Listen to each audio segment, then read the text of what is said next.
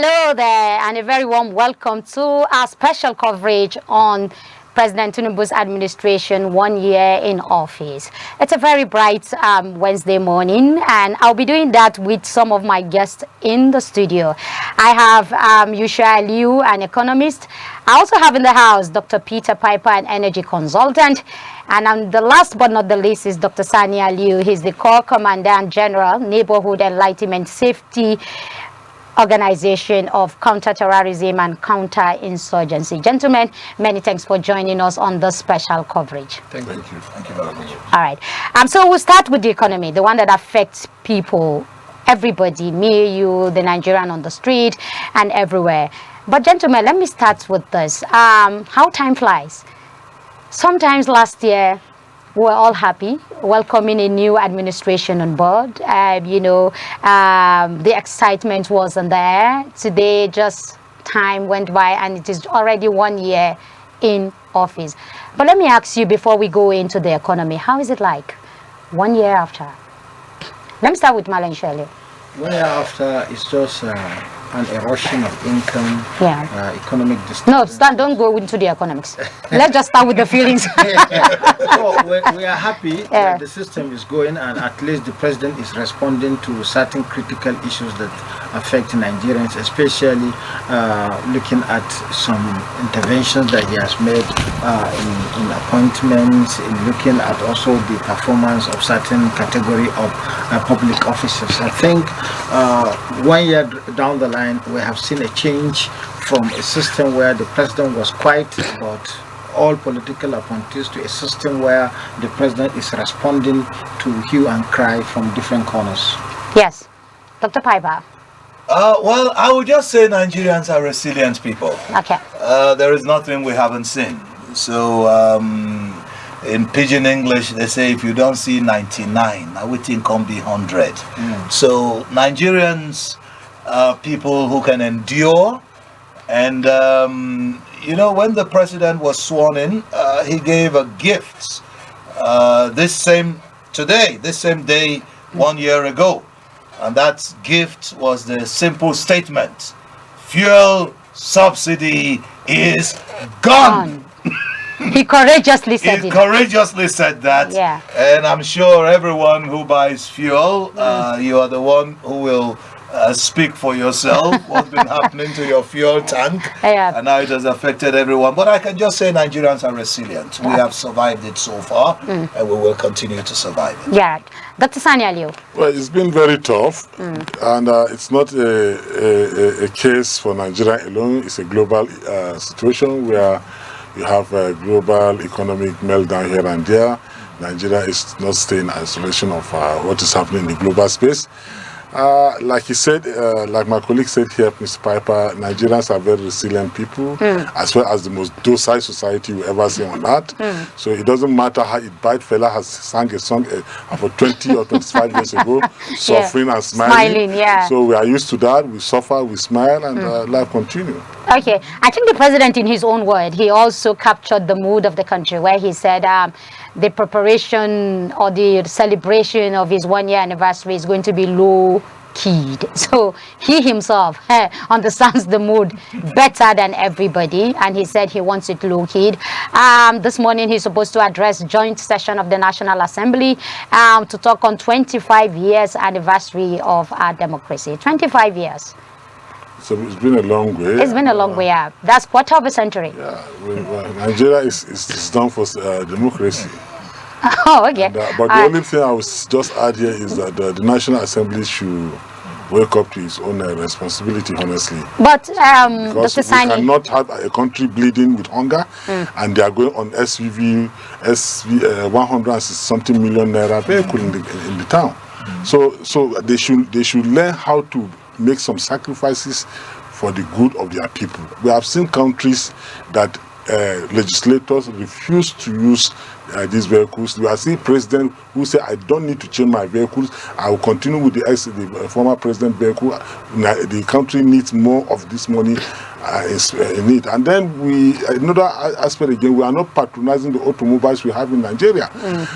They preferred this legislator preferred to take this money to another economy for the employment and development of that economy rather than employment and development of our own country. We have local manufacturing companies like Innocent Motors that they can patronize their vehicle. I'm not advertising for innocent motor. Because we are coming to that. But the question I want to ask is this: the question I want to ask all of you. Shouldn't the president of Nigeria owes us a duty to address us today that he's celebrating 1 year in office? He's supposed to be talking to us, telling us that this is how my 1 year has gone by, rather than going to the National Assembly to address joint session. After all, we are the ones who elected them there. And we elected the president. So the president owes us a duty to say, fellow Nigerians, today is 1 year in office and this is what I have been able to do so far, so good. Doesn't he owe us that? Absolutely. That is the right thing that is expected of him. And we still hope that he's going to do that even after meeting the National Assembly. He will still have to come to address Nigerians because it is a democracy day. It is a day we utilize our own veto powers to put him there. So it is he must give us the account of his stewardship for this 1 year. It is a must. He must do that. So I think whoever planned that was a mispriority. Was a misplaced priority. Well, the managers of Mr. President never see Nigerians as very important. So yeah, I think that's just the message. Yeah. All right. So let's move to the economy right away. Malaysia Liu, the president, during his inaugural speech, he said, on the economy, we target a higher GDP growth and to significantly reduce unemployment. We intend to accomplish this by taking the following steps. He said, first, budgetary reform, stimulating the economy without engendering inflation. Second, industrial policy.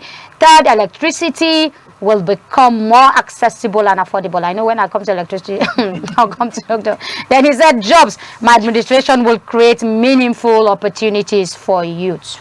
Now, Malaysia Liu, inflation is 33.64%. But the budgetary stimulate inflation. Ajamadina, you know, in December 2022, yes, we told Nigerians that they should prepare to see drastic change in policy adjustment when subsidy is gone. And some people do not take it serious, but I think if you take today and you measure the performance of Mr. President, you will definitely looking at the set target initially. You will say that there is a lot to be achieved for two reasons. He took this nation when inflation was 22.22%, and today we are 33.69%. Looking at this alone, you understand that there was improper management of economic policies that has resulted in this situation. And if you are only to remain within this scope and you go sectorally from the oil sector to agri sector, you now realize there is serious deficit that all the adjustment that is expected cannot bring back stability. I have hampered so much on that issue. There is no way you inherit a central bank that was porous, a central bank that has refused to maintain price stability over a long period, and then you now come with two issues at the same time.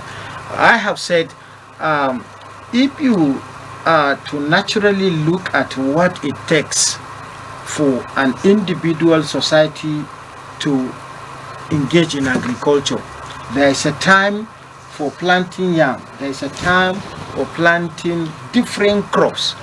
But unfortunately, from May 29, today is not Democracy Day. Today is Inauguration Day. We are just marking 1 year in office. And since that period, like I mentioned, we have been devastated by monetary policy committee's decision, especially from February to May this year, where MPR was adjusted with over 600 basis points. And there is no way you can stop inflation. So that is on inflation. And when you move to productivity in agriculture, there were supply bottlenecks. I have said it for over 7 years, Medina. We don't have enough capacity because we don't know the total range of our demographic structure. No, let me jump in here. Yeah. Every time there's a monetary policy committee meeting, Yeah. what we end up getting is a review Of MPR. Yeah. It started with MFLA, and we Yeah. thought that the new CBN governor will have a change. Yeah. But we now saw that it's a continuation of a policy that never worked in the past. Yeah. Could it be that what we are seeing is just, a continuation of MFLA's policy? Is that what we are seeing? Not at all. It's just a conflict of ideological issues, of understanding what is best for the economy, because all economic policies are based on assumption. If you increase MPR, there is a reason for increasing MPR, either to attract FDI, foreign direct investment, or to halt inflation by reducing money in supply. But the central bank, some time back, we have to call the attention of the bank that, look, you are raising MPR to control inflation, meaning that you want to reduce money in supply. But the bank is not even aware of the total money supply in the economy. Only to come out from the same bank to say that we have discovered that all these monies, over 70% of our liquidity is not within banking vault. And if it is not within banking vault, then why are you raising MPR to control the moving out of those monies into the economy? So we felt, and that is what even brought about that review that has failed everybody in the economy. But like I was trying to emphasize on productivity in agriculture, supply bottlenecks, we don't know the capacity, we don't know the total population, we don't know the requirement of food that is required for the population. But then we went ahead and closed our borders. And even to Manajaliu, I'm just going to hang you here. Yeah, okay. When you talk about demography, population, and we're supposed to have a census that we discussed extensively on. That didn't hold. But let me go to Dr. Piper. Dr. Piper said we're very resilient people. Even Dr. Aliu concurred with him that we suffer and we smile. Our war started when the president said subsidy is over. And from the moment he said subsidy is over, everybody changed price. The filling station, the woman who sells corn, the one who sells pap, the one who sells gari, everybody jumped into that. And here we are today. The fact that we are resilient people, should we continue to suffer for what we have? We are a crude oil exporter. We have the 4th largest refinery in the world. We have some of the finest, what do you call it, crude. They call it sweet, crude. Yeah. Do we deserve to suffer? Absolutely, we don't deserve to suffer. You know, while my was reeling out. colleague here was reeling out all these technical economic terms, Yeah. and I was wondering, how does this relate to the woman outside selling corn? How does this relate to the price of tomatoes, pepper, the price of onions and yam? How does all of this come together? Because when we listen to our economic experts, people from the central bank and the erudite scholar I have to my left here, sometimes they say a lot of all these things. It sounds, we really get mesmerized by everything they say. But the bottom line is, it's affecting everyone. Take, for instance, someone who earns 30,000 in a month. And then you have 30 days in a month. So if you earn 30,000 in a month, which at present, that is the minimum wage we have in Nigeria at present. So which means it's calculated at 1,000 naira per day. And I doubt if there is any meal that can be bought with 1,000 naira.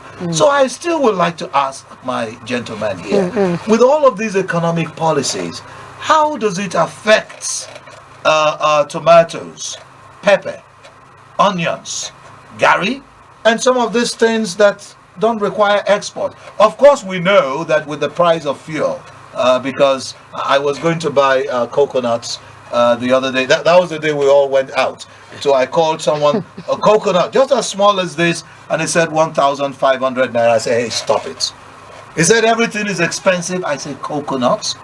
You know, the coconut trees have been there for long.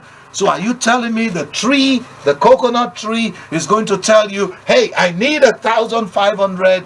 And are you in any way saying there's a kind of exploitation by the traders themselves? Yes, people are exploiting the process. Okay. So I need to hear from an expert. Okay, but before the expert begins to talk, let me go to Dr. Sani. Dr. Sani, as a corps commandant of a security, outfit, doesn't the economic situation makes your work more difficult? In the sense that you now have more people who are jobless, you have more people who are hopeless, you have more people who are frustrated and who are jumping into criminality. So before now, if you have less criminal activities, to handle, today you probably have ×3 of that. And you said, it's a global thing. The whole world is having price hike, it's having inflation rise.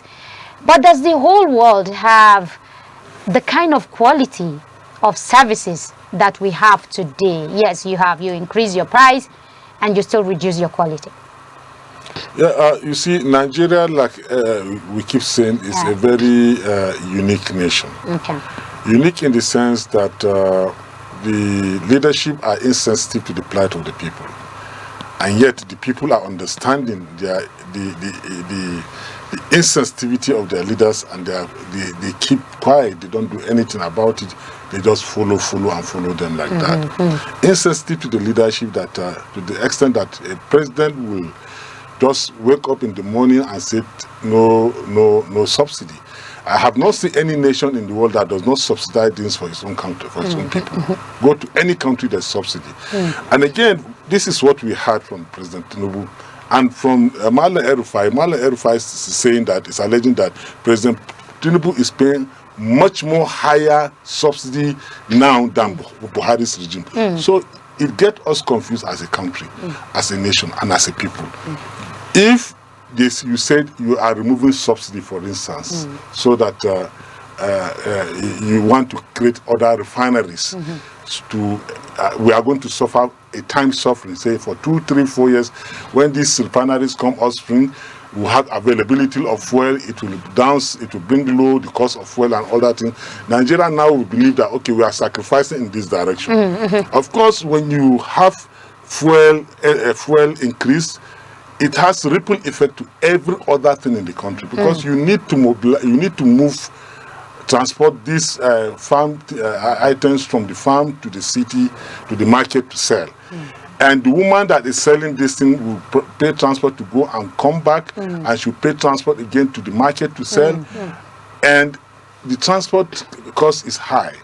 So from the management, from the process of taking the goods from the farm to the market and so on and so forth, it's a cost hike something. So you do not expect her not to make gains in her or in he or she's investment. So the whole thing is merry-born around the insensitivity of our leadership, that we don't. If you look at what is happening, like I just said earlier, National Assembly in this situation, they are buying SUV cars at 100 and something million, while people are dying in hunger, and they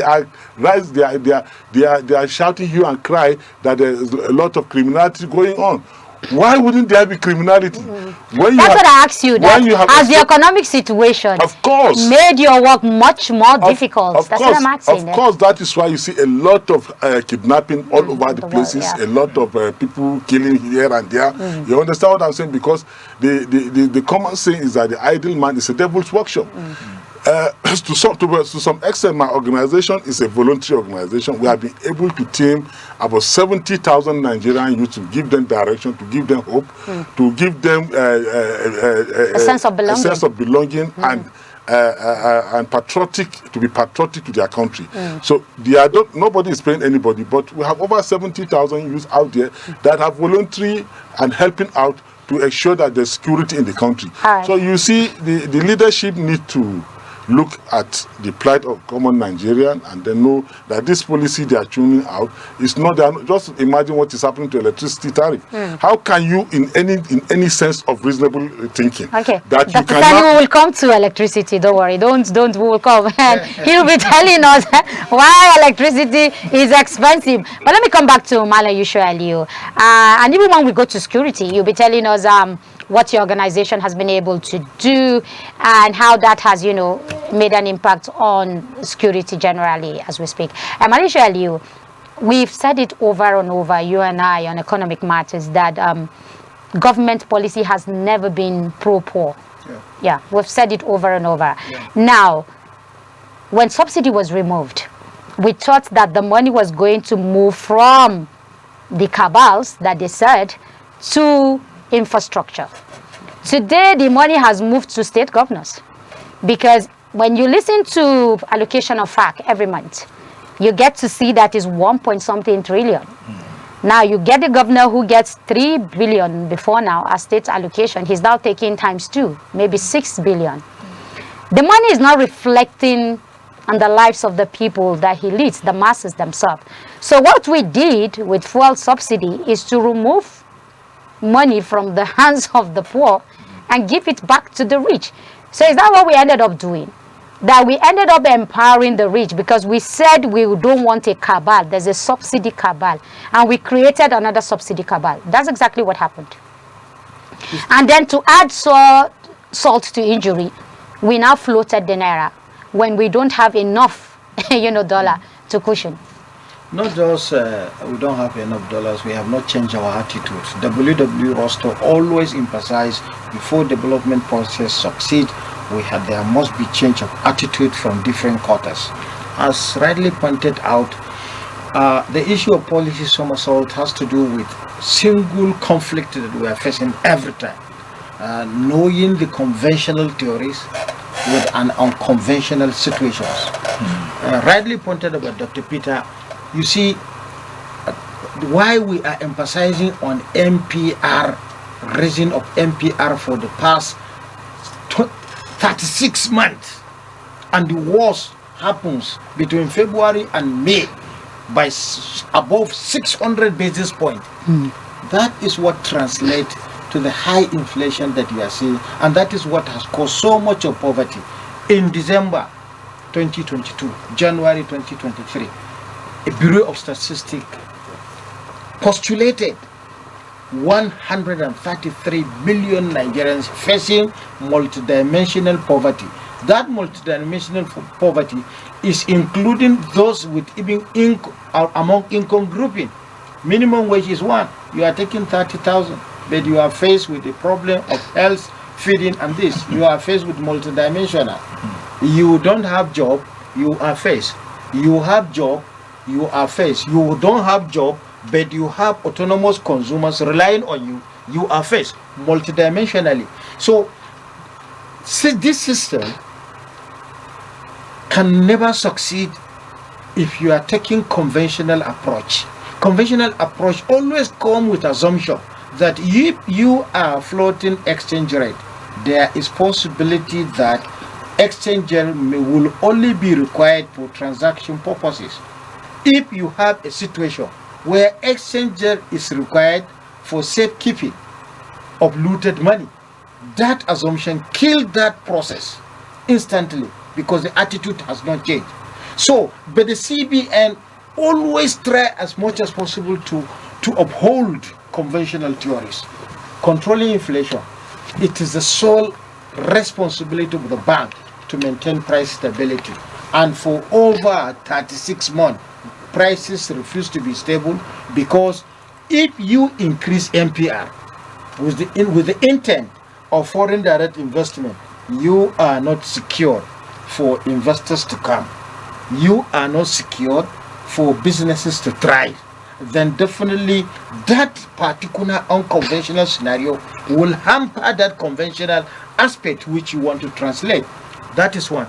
If you let me jump in here. Why is it so difficult that over and over the central bank has refused to carry out its function, its primary function of price stability? Why is it so difficult? Because there is no political will by the system to emphasize, if you don't perform, you are going out.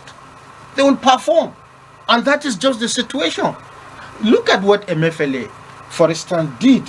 He finished the first tenure, he was given additional time, but all at the end we have seen Jim report, and that revealed everything. I don't need to mention. But one aspect at which it must be stopped for us to have, you know what, the problem the economy we are facing now is to hold any change in price. Do you understand? If you cannot do that, inflation will continue to thrive, because definition of inflation is persistent, seemingly irresistible, will continue to grow. There was a colloquium that was held on Saturday, and the professors and the special advisor to the president were optimistic that inflation is a symbol. I told them, look, inflation is not a symptom. Inflation is an indicator. And the simple reason to understand this inflation as an indicator is you understand the process of a moving vehicle. No matter what technology you put, these are the policies. In a very mechanized vehicle, the vehicle cannot move if it doesn't have an inflated tire. Then definitely there is a range at which different technologies can move vehicular technology into motion. If category A of 6,000 kilograms require 40 range for that vehicle to move, if it is 20, you are not moving fine, and that exactly applies to inflation.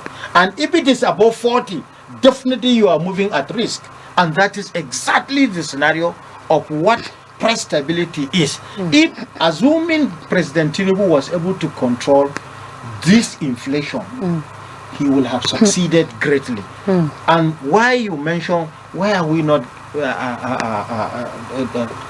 celebrating? That is after getting the money. You know, we discussed at that time. I said, money will go to governors, and if it goes to governors, they are the same people that will come to bureau de change and buy over. Do you understand? And that is why dollar refused to be stable. And that's why I was trying to give you an example that even what nature is teaching us, that there's a rainy season has come. You cannot plant yam, cassava, millet, corn every day. You have to follow the season as naturally guided. That's exactly about policy adjustment. You cannot remove subsidy when you don't have the capacity to produce refined product, and then you now increase and you remove government hand, and you now tell investors to go and look for dollars, and you expect price to be stable. And that's what comes to what doctor was asking. The common man, they are multiplier effect in price. The multiplier effect, it will affect everybody. It's like bad character. If a bad character man abused Mr. A and everybody was silent, he will abuse the next person, and it will go round. So that's exactly the scenario about price instability, that if the multiplier comes, you remove subsidy, price increases. You float exchange rate, price changes. And that will go round to everybody, because we are all consumers. And in consuming, we all try to be rational. So we are all consumers of agbado and corn. But let me go to Dr. Peter. Dr. Peter, while the government policy is not working, the people themselves are also exploiting that policy. Because they've also contributed to the rise in inflation. If a coconut tree that has been existing for 50 years, and then all of a sudden you now move it from maybe 200 to 1.5, then there is no rationale to explain that. Because one, I know Dr. Sadi will tell me that you can't do. Is the woman not going to transport it down to the city? Is she going to walk from her village, to the city? But the question will be, why is it that people cash into every policy and begin to exploit it to meet their own selfish gain. I remember when the president said the poor must breed. So it is the same poor that are suffocating the other poor, because it is the same poor who buy coconut. I mean, the rich man, maybe once in a blue moon, but there's the poor man who buys that coconut on a daily basis, or buy kose on a daily basis. And if the rich man wants to go to the market, he buys his things in bulk. He will probably go to the warehouse or to dealers to get it at a relatively cheaper rate. Meanwhile, me and you, everyday people who run to the kiosk to say, give me a tin of milk or a packet of sugar or a loaf of bread, we are the ones who are being affected every day. Why do you think that it is human nature that people begin to exploit the situation? That is one. Two, labor has been sleeping. Because, I mean, you don't move from day one, when subsidy was removed. Labor was supposed to ensure that money moves to critical infrastructure, not to governors creating another cabal on its own. Now, we just realized that very few states are now saying, well, we are ready to pay 30,000. Meanwhile, 30,000 has been signed into law many, many years back. Well, I think it boils down to conscience, human nature. Why do I say it boils down to conscience? Because when people begin to see that the politicians themselves are not making any sacrifice, and they are expecting every other person to make the sacrifice, tighten your belt, this is going to hurt you for a while, and then later you will enjoy all of this.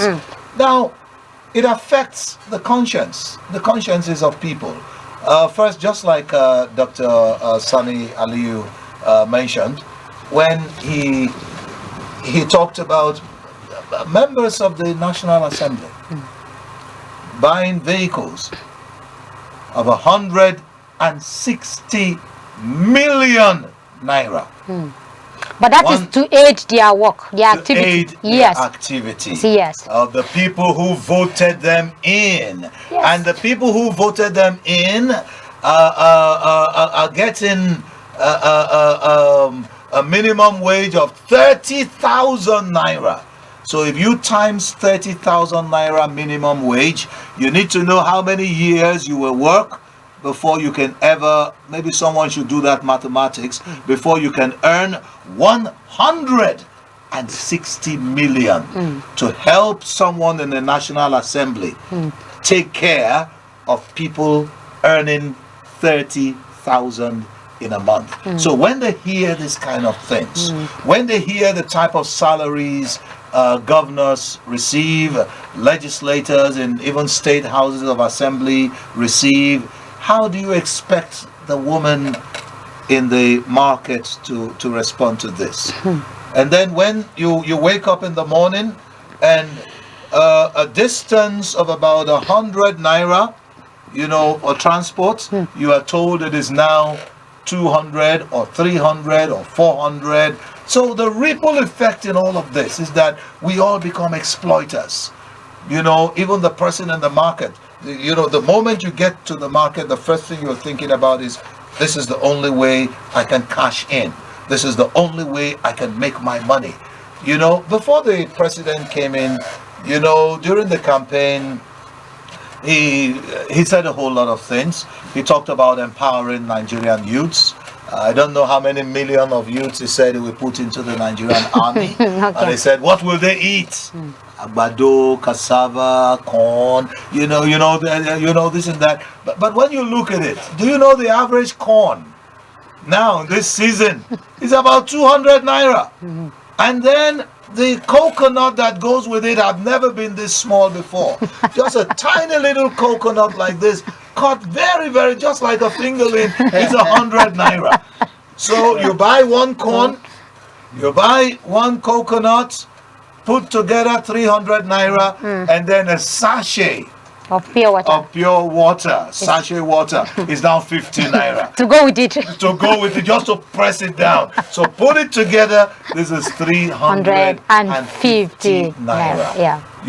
And then your salary per day, if broken down for 30 days, is 1,000 1,000 naira per day. Okay. How do you go to work? How do you come back? How do you eat on this? And that's why I say it boils down to consciences. Okay. Because it makes us even remember when we were in the university. But is there a gap between governance and citizens? Is there a gap?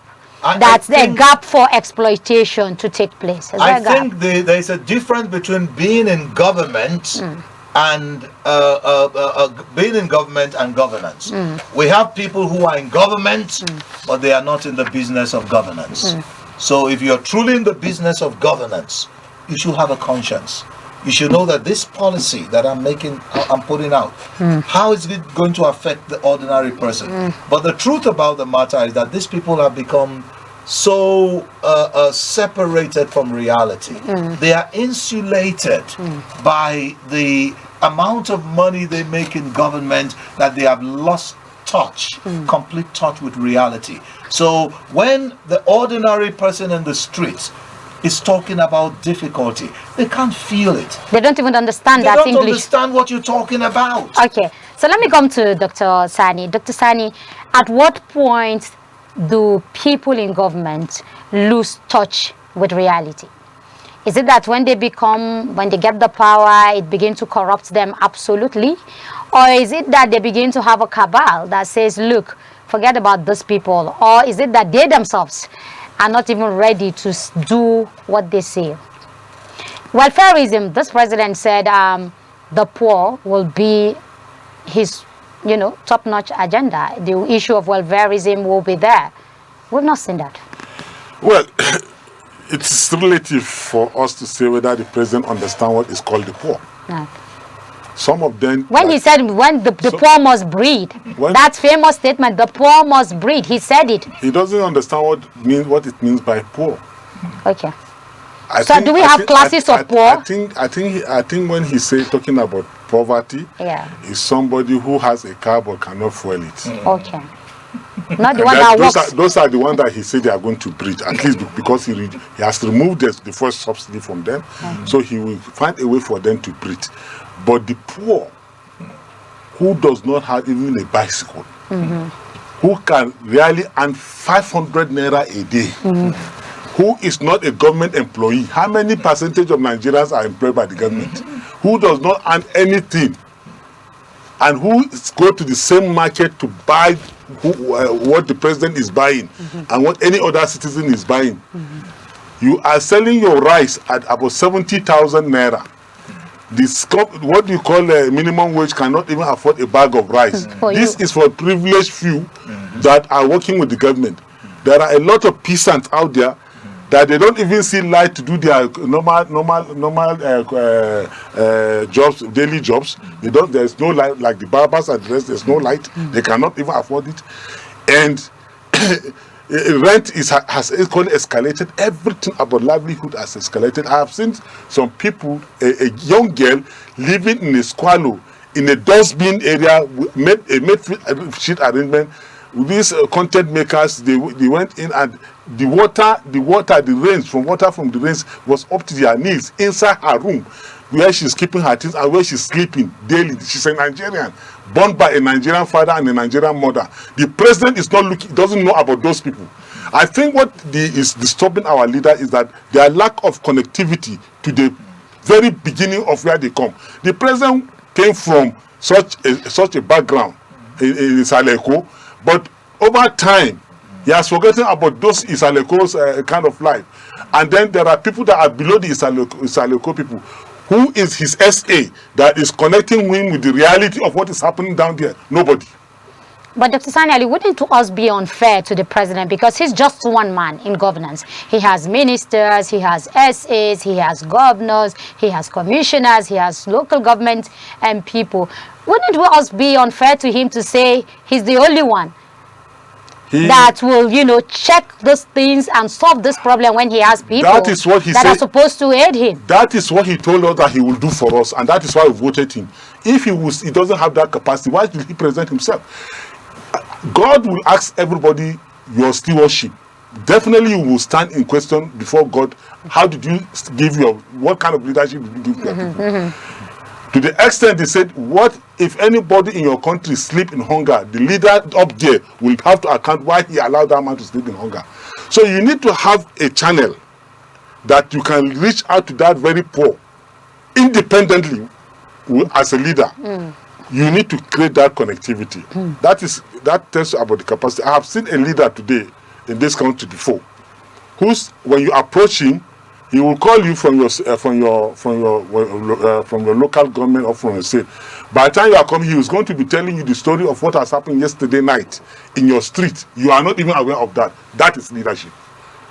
We have seen a president in Niger who tells his people of what is happening within their domain without them knowing, giving them up to date information of what is happening. This is leadership. We need to create that connectivity. Like National Assembly, they are not connecting with their people. Most of them are staying in Abuja. They don't know what is happening in their village. The National Assembly, the senator representing the village in Zamfara where the kidnappers have been distorting and everything, cannot tell you of the reality of what has happened yesterday night. He doesn't even know what has happened last week. Unless he reads it on the pages of newspaper. So our leadership tend to disconnect themselves from the people that elect them into the office. As soon as they give you crayfish and Gary and maybe 15 naira, 100 naira, you voted for them. They say they have settled you for the next 4 years. But that is not but that's the fault of the populace themselves, because if you collect 50 naira or 100 naira or a sachet of Indomie or whatever you collect from politicians, then the payback time is that you have collected your own dividends of democracy. So why do you have to ask for those things in the first place? Why wouldn't you collect when they have already starved you to death? It is a deliberate something. The PDP, so I'm not talking, the political party in Nigeria say, give them small to eat, and when they are dying, bring small and give them. Don't allow them to be sustainable enough so that they will not fight you, so that they cannot go to say, So give them when they are fainting and dying, put small again for them to revive them. So what we are saying is that, are we really having Nigerians as leaders who are truly Nigerians, who are patriotic, who think Nigerian, who think the poor people, who think that Nigerians should be out of the woods? Do we have such leaders? Or is this the leader that think about their pockets and their safety and their security and their children? We must come out of such leadership. Honestly speaking, we must begin to have leaders like we used to have yesteryears. Murtala in this country died a poor man. We have seen Aminu Kano dying without owning a house in this country. We have seen so many of our beautiful leaders who dedicated their life. Sodana never had a property.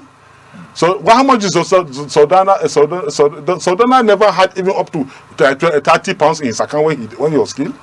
So these are the kind we have seen. This man, former minister of petroleum, who after the seized power from there, he has to look for borrow money to pack his family to Kano. That's late Maitama Sule. So what kind of leadership do we have now? These are the leaders. Those are our forefathers who were thinking the poor, who were working with the poor, who were trying to carry the country along, and so that the country can be. Let me tell you, earlier, Nigeria, China, India, and rest, we are developing nations. Today, they are referring to Nigeria as underdeveloped nation. That means we have gone back. China today is a world power.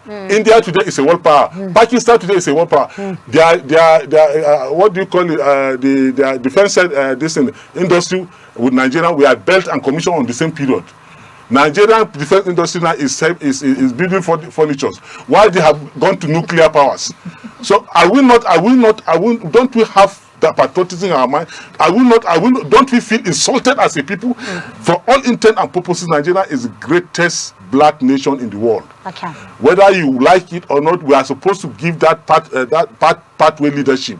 That is why even Nelson Mandela said, if Nigerians sneeze, Africa catch cold. Are we the same Nigerian of Nelson Mandela's period? No. Okay, all right. So we'll come to that, Dr. Aliyu. So much passions there. Malaysia Aliyu, for the leader to know how many people that are poor, how many are semi-poor, how many are middle, there's no middle class anymore anyway.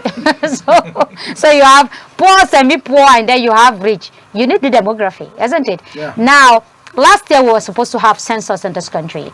200 billion was budgeted for that, if I'm correct, because we followed that story very well. At the end of the day, it was supposed to come before elections. So that way, I mean, leaders will be able to say, okay, my economic policy will be centered around A, B, C, D, because we have a demography and we have a sensor that has been able to give us a clear picture. We're all excited that, okay, that will be a campaign, you know, card, and where policies will be channeled to. We now realize that that didn't happen. It was postponed. So, Manager Leo, how will a leader plan for the poor when he doesn't have the statistic that he will use to address the poor? That is one. Two, when you and I were looking at this president during the campaign, we said he governed Lagos.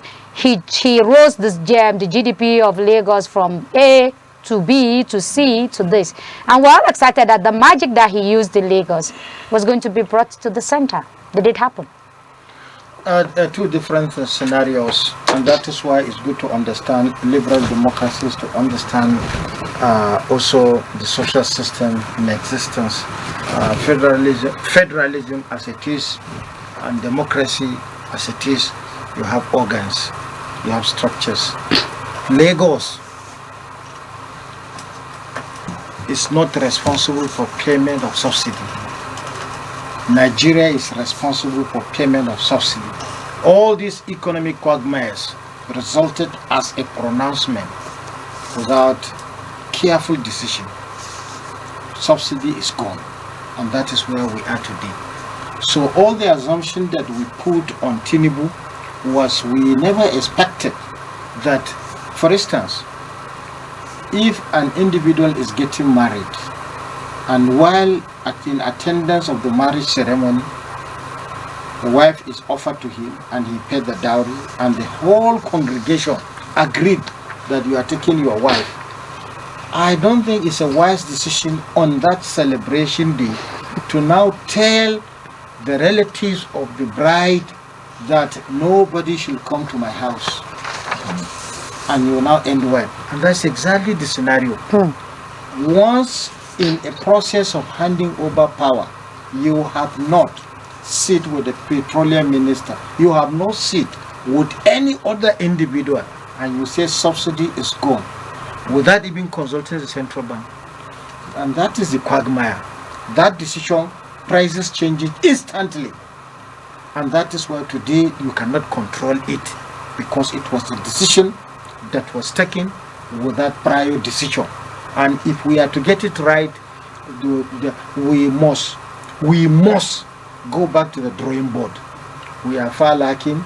We cannot. Dangote is supposed to have helped out the situation by bringing product that will be very much attractive to the economy. And that is one angle.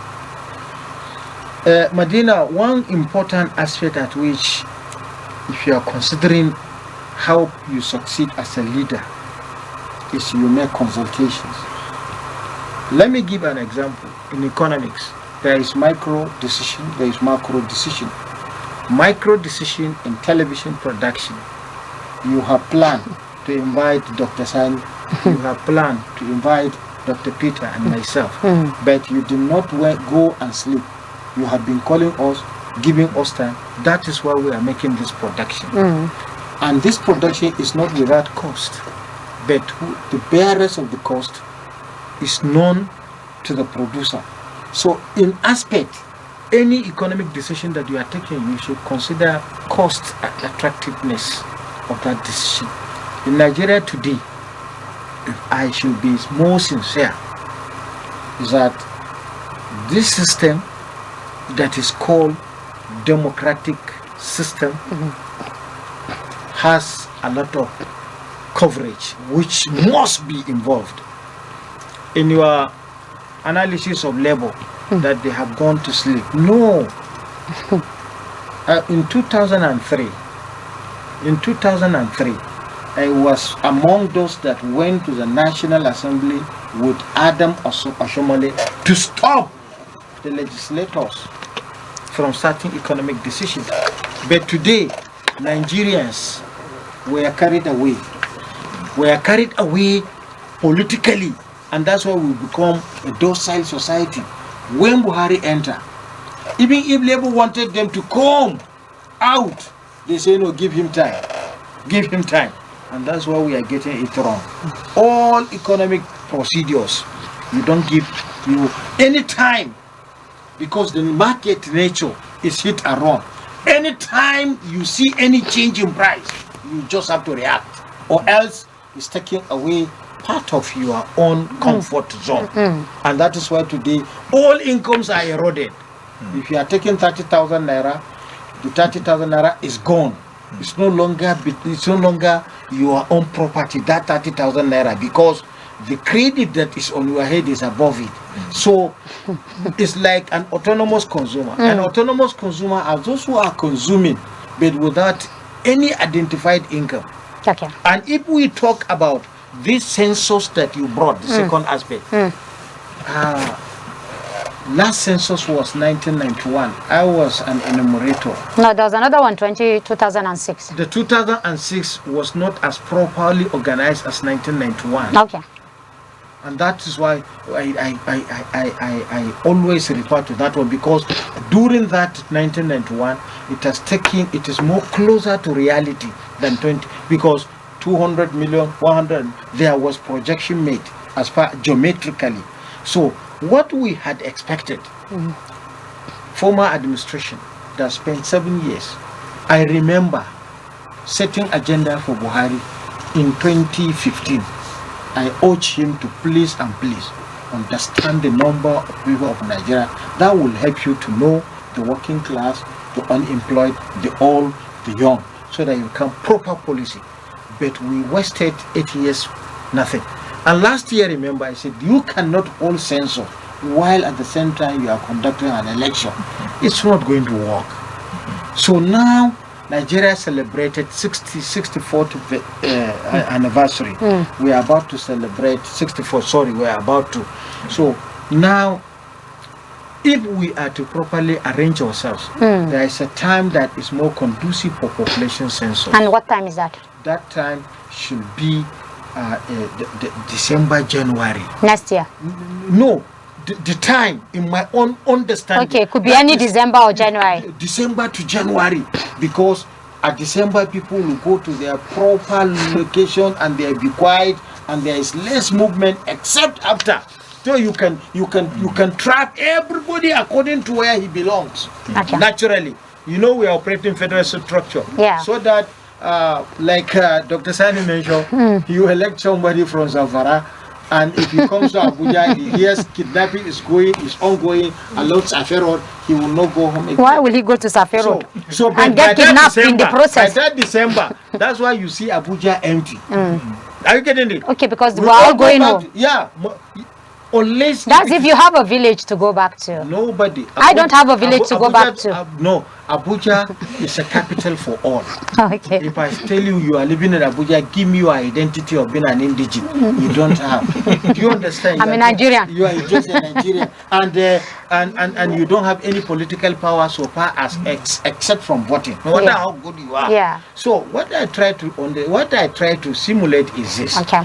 For us to have good process of leadership, first of all, we understand who is that who wants to lead us. Not just merely. We have seen two scenarios. Okay. Buhari came because Northerners feel that it is his No. I don't want to go. I don't want to go into that. But gentlemen, I'm afraid at this point we'll go on a short break, and when we come back, we'll delve more into the economy, the power sector, and of course security. It's still our special focus on President Ahmed Tinubu 1 year administration. We'll be back after the break. Stay with us.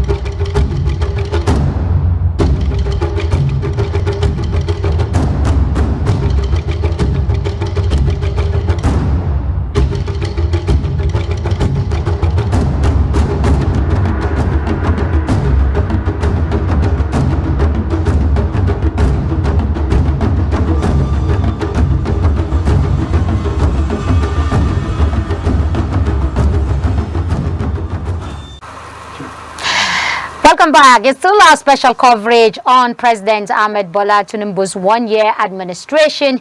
And I'm still here with my guests, Malaysia Aliu, Dr. Peter, and Dr. Sani.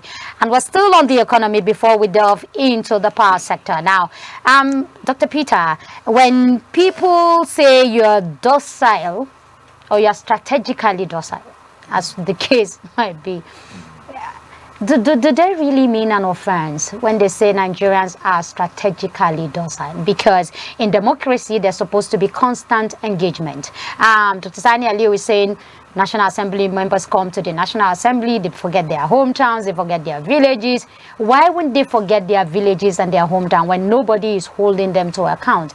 For people like me, I have never gone to the National Assembly to look for my House of Rep member. I have never gone to look for my senator. In fact, where I'm coming from, I live in a hamlet. So when the dividend of democracy is being shared, nobody goes there to give me. That's in my village in Damboa. They only know me when it is time to vote. I was talking to a senator representing Borno South many years back, and I said, why is it that you don't bring dividends of democracy right to my hamlet, to people like us who live in hamlets with our cattle? But when it is time for election, you know where we are. You travel deep down into the forest to look for us. He said, it's because you people don't stay in one place. I said, but how come you met us when you want us to come and vote? It means we have a location. So when people like me don't come, people like me who are opportuned to be in the city, don't go to my House of Rep or to my senator to say, look, you have forgotten us all. And if you don't do ABC for us, we'll recall you. Or next time, we will deal with you. And then at the federal, there is no constant engagement. There is no collective, protest. Everybody is sentimental. When it is Buhari, they say the Fulanis, the Northerners are very, sensitive. They are very sympathetic because it's their brother that is in power. And when you tell some of them that President Buhari is not doing, in fact, they are going to jump on you. Today, it is President Tinubu in office. And people will say, okay, the Yoruba people will say, this is our turn. So don't disturb our own brother. After all, during your own time, you didn't disturb your brother. So when people are strategically docile, like our own case will be, do we expect anything good to come out of governance? All right, so this really, my take on it. One is the weaponization of poverty. Okay. Poverty has become a weapon. And when you are so hungry, you become weak. You become vulnerable. So you're volatile. Do you also lose your mental sense? Absolutely, because your brain actually operates on food. So the brain itself needs food to operate. Okay. So when poverty is being used as a weapon, so the poorer the people get, you expect them now to become more submissive as a result of this poverty. Now, the antidote to this docility is the civil society. The civil society. So where is the civil society? The one you belong to? Where are they? The problem now is all the civil society activists have become politicians. So you no longer have true activism going on. A true activist should be someone who has signed the bond or the oath of poverty. He has decided to say, I will rather be poor and speak the truth. But you see what we're seeing today in the civil society movement. The moment a civil society activist or a human rights activist becomes popular, they capitalize on that popularity. They go into politics. And when they go into politics, the people will say, oh, yes, he's one of us. He's always speaking on behalf of us. Let's vote one of us to go in there and change the rhetorics. They are often the worst people. And that brings me to Labour Party. Yeah, okay. Yeah, that brings me to Labour Party. Yeah. In the last election, there was a movement. Yeah. People said we are tired of the old establishment. We wanted something new. Yeah. We wanted people who can put a face to our problem. Yeah. And we saw the mass movement. We saw the revolt, even at the elections. We saw it. It was clear. Yeah. Now, is it 1 year down the line? Yeah. The same people who had a connect with their people are also behaving like the old establishment. In fact, they are more disconnected. Their representative in the National Assembly did not reject the SUV vehicles that Dr. Ali was talking about. They all collected the 160 million vehicle, and these are people who were preaching anti-poor. We're going against anti-poor policies. Does it mean that people just pretend, you know, all they want is just a vehicle to get them to where they want to go, and when they drop from that vehicle can go to hell as far as they're concerned? Yeah, I'd like to respond. Do you think that people will trust another movement if it comes up in 2027? Now, let us separate the movement from the political party. Yeah. I will say that the Labour Party in Nigeria benefited from the energy of the civil society activism and the movement. So when they started calling the call for new governance, when they gave it that name, obedient movement, some of us were not very comfortable with that name, right? Because it is more, because you see, why personally I criticized it. I said because the spelling of obedience is O-B-E-D, you know, not O-B-I. The moment they started putting the O-B-I, I made it clear that it is the Nigerian Constitution as enunciated by the national anthem that has asked Nigerians to be obedient. It says, "Arise, O compatriots, Nigeria's call, obey." It didn't say, "Arise, O compatriots, Nigeria's call, obey." It said, "Nigeria's call, obey." So when you talk about the obedient movement, it is a movement of people who are obedient to the call for a better Nigeria, not necessarily people who are obedient to the political ambition of an individual. So the Labour Party benefited from this struggle because there was NSAS, there was agitation, people wanted improvement. So when they looked at the three presidential candidates, Peter Obi, the president now, Ahmed Bola Tinubu, and then Atiku, and then because of the statistics that Peter Obi kept on repeating, so the people felt, hey, it's like this man resonates with us. So they started supporting the Labour Party. The Labour Party, in my opinion, is no different from the PDP and the APC. Because now let's be factual about this. Every member of the Labour Party that contested came from either the APC or the PDP. Peter Obi himself came from the PDP to the Labour Party. So giving us the impression that the Labour Party was a party of saints and the other party were parties of sinners is wrong. That's why you see today what happened. Ordinary people who never would have found their way to the National Assembly, you know, just because of that energy, the synergy created by the civil society organizations, they found themselves in the National Assembly and they got carried away. You know, I even heard of a situation, I don't know whether it's true or not, we're told that even an Okada rider, you know, from one state, from Kaduna State, Kaduna is in the National Assembly. So I don't know where he left his Okada, but he probably has a vehicle of worth 160 million. And if I was him, I would have collected that 160 million and buy enough Okadas for everyone in my constituency, and by now people will be talking about, if he did it, we'll hear. And then cause more commotion. Yes, you know, Okada accident will grow to be on the increase. So it's better to leave it there. Yes, building on that, Dr. Sani Aliyu, weaponization of poverty. People said the PDP brought weaponization of poverty. So in 2015, when the mantra of change, the wave of change came up, everybody went with change. From 2015 to 2019, it was change. When we got to 2019, it was next level. And people said, okay, we have changed that. We are going to the next level of good things to come. Then from next level, we came back to renewed hope.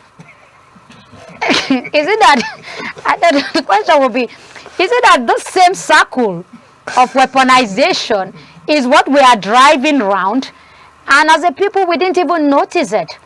And then two, on, you know, the civil society. Before now, people knew that 95% of civil society movement are the second arm of a political parties. That's what people see them. That they're the second arm of the political party. The political parties are the ones who register them. They are the ones who fund them. They are their friends. And so we've been in this circle of weaponization, and we didn't even know. Is that what happened to us? Well, to some certain degree, we know. Okay. We know. And we refuse to accept? Because the PDP was not quiet about it. He said, don't give them, starve them, and they obey you. When you want to use them, give them a little, and they make an example with a chicken. Okay. The one the former Russian president used as an example on stage, yes. You remove all the feathers and then throw onto it, and it will still come back to it. Yeah. So no matter the pains we are that's receiving, a cruel way to, you know. No matter the pains we are receiving, it's not as cruel as people that have been dying in hunger, human beings dying in hunger in this country. A lot of people have been dying just in hunger. And this is what I keep repeating, I keep insisting. These people that are dying in hunger, is Tinubu aware that hunger is one killing them? Is the National Assembly aware that a lot of Nigerians that are dying every day, every minute from hunger? Are they aware? Look at what this young man is doing in Niger, the governor of Niger State, revolutionizing agriculture in Niger. If Tinubu has started something like that, for instance, we saw implement, not the Obasanjo kind of implement, because Obasanjo gave us Operation Feed the Nation. We didn't know it was Obasanjo Farms Nigeria. So not OFN. Not the kind of Obasanjo own. Are you sure this one is not the same, a replica of that? What we are saying, if Tinubu will have said, okay, now, we are, like I said earlier, we are suffering from this aspect because we have removed subsidy and we have increased energy tariff. Okay, fine. But we are going to they use that money and brought in farming implements, cultivate a huge land of this and give these implements accessible to farmers. And then they put their monitoring network on ground so that it will not be like that one Buhari did when they were sharing money to themselves, and they are saying that they are even sharing money to children who are not in school, that they are feeding children who are not in school with food. I mean, there's a whole lot of drama to start thinking that, do we really have those people that we call leaders Nigerians? Are they Nigerians? Because the way they behave sometimes is very irresponsible. Imagine some children are out of school, there's COVID-19 everywhere, and a minister is bold to say that they are still feeding children that are in their homes from school feeding program. And nobody is saying anything about this thing.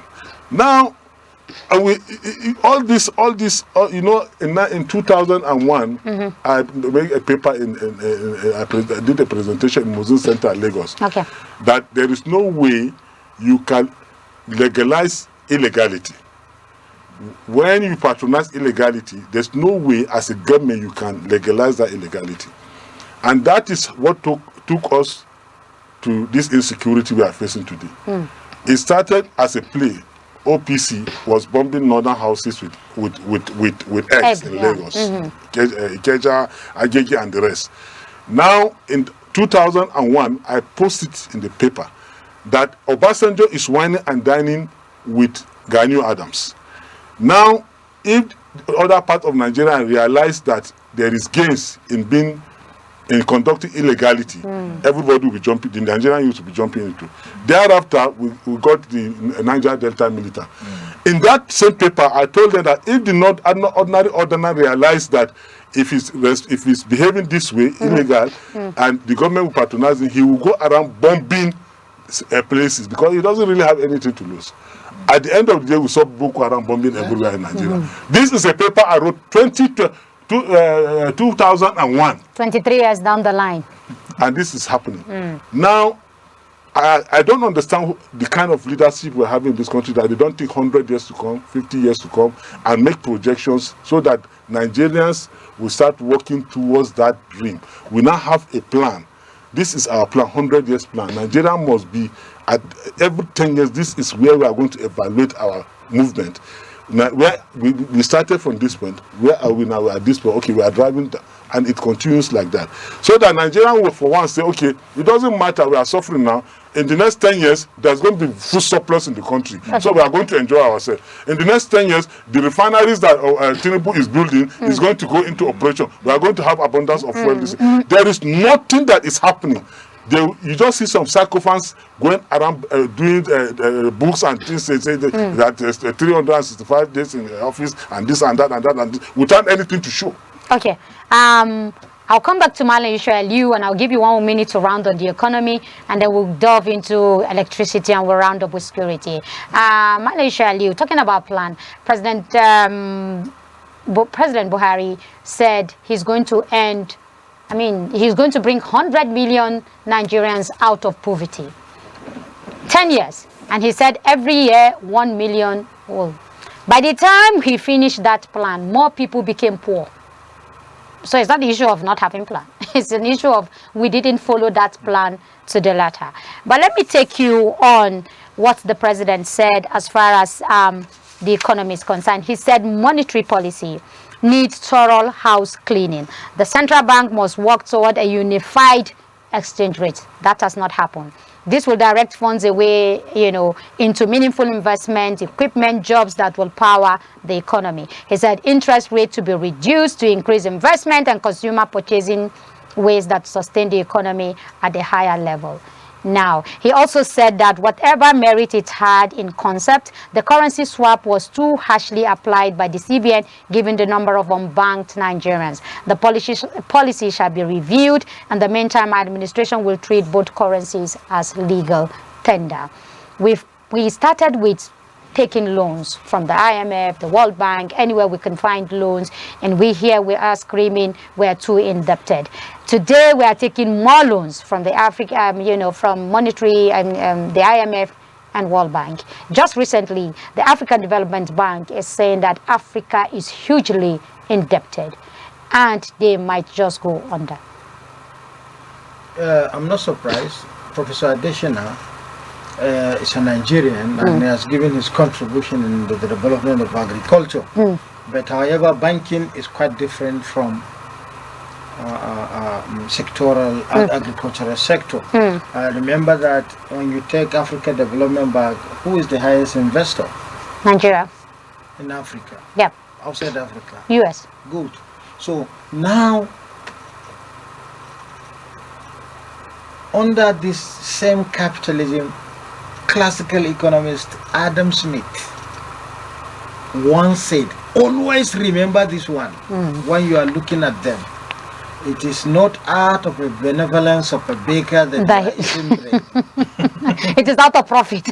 Excellent. This guy it is for profit. He wants to make profit. Otherwise, you don't borrow money. How do you create money? That is the situation. But unfortunately, things that are confusing and very embarrassing is a monetary policy rate and then low interest rates. This is embarrassing.